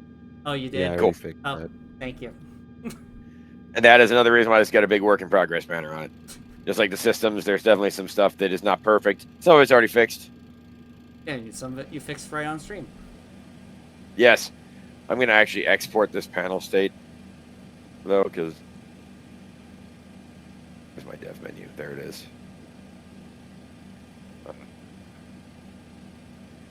I want to see why the IRUs are flashing.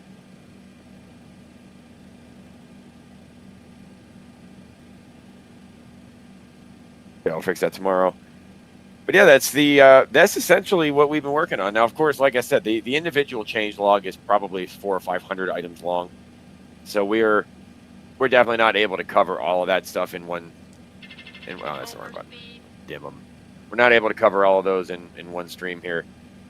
But that change log will be posted. It'll be summarized when the update comes out to the public. We've got plenty of time for that still to get the document updated anyway. But of course, as far as what's left for the update, we're pretty close to the end of the list. Like I said, we're polishing a lot of things. couple of tweaks, couple of little bug fixes here and there, but in general, it's pretty much, this is very close to what we had in mind when we initially imagined the MD-11. Even down to the little stuff like it's like being able to pull breakers and stuff again earlier on in the project. Let me turn the breaker lights on. Trying to see something where we can show off how that would work. So, oh, actually here, even little stuff. Somebody actually recommended in the CE chat about being able to do this. So, cockpit lights, we can pull the breaker for the dome light. If for whatever reason you wanted to do that, I just got to remember where it is. It's one of these dome lights. Yep, so even little stuff like that you can do. You know, obviously, that's pretty similar to just pressing the button. It's just pressing the button with extra steps. But there's also more intricate stuff. If we wanted to, if we want to reset that flight control computer, actually, I'm gonna remember where it is. Or little stuff like this, polar radio altimeter. And a big part of that too is that, especially when you're in extended sim and you're dealing with the QRH, you are, there are instructions to pull some of these breakers. So yes. So you will, it's kind of funny. Like it's like some aircraft are like you don't pull breakers; those are primarily for maintenance to do and play with. But in this plane there are this plane specifically, there's pull breakers as part of the QRH, so you can follow those procedures to the letter.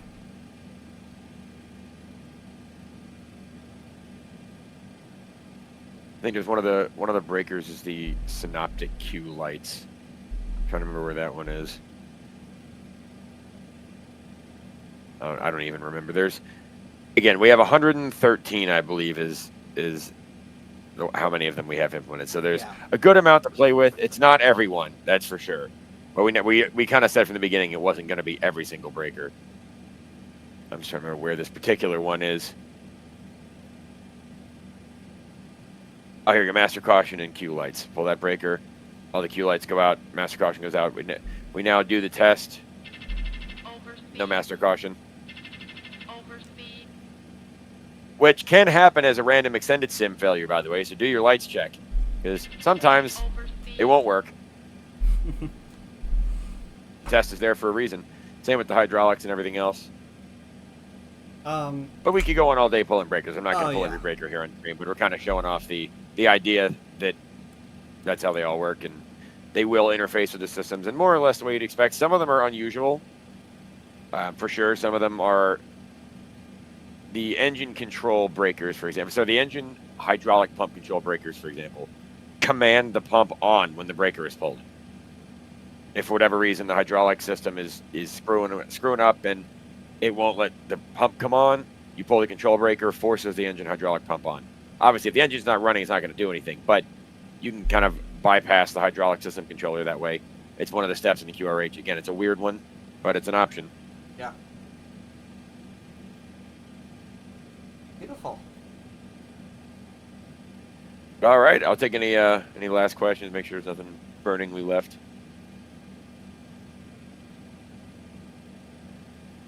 Asi Mustafa said, is the small door openable between the cargo cabin and the pax cabin? No, I didn't. No, not this time. That's a small little crawl door anyways. Is that it? Okay, yeah, no, that's not openable.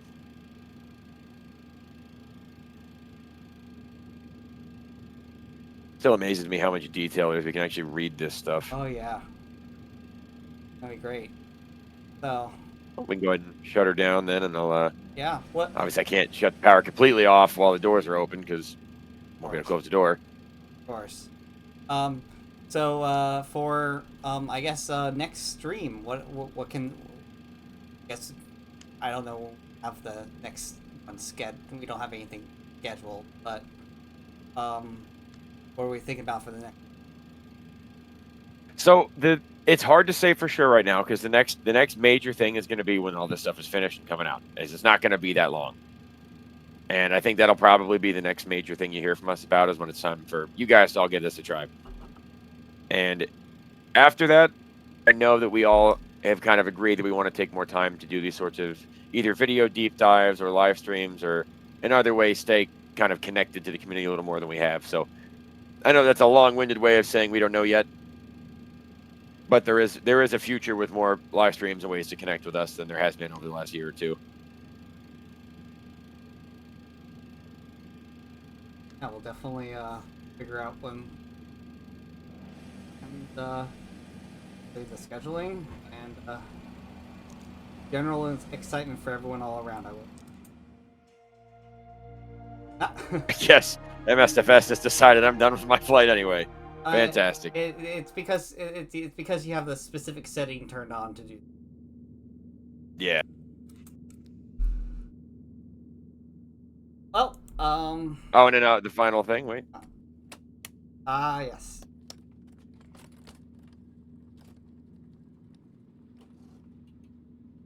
Oh yeah, showing that off. Yep.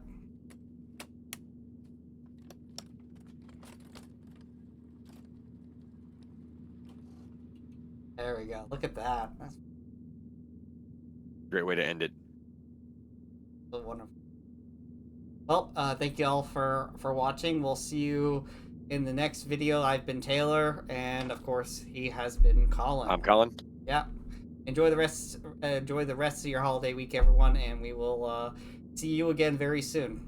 To get notified of streams, hit the follow button down below, and also if you're not a member of our Discord, please come to our Discord too. We have an absolutely fantastic community. So, all right, take care, everyone.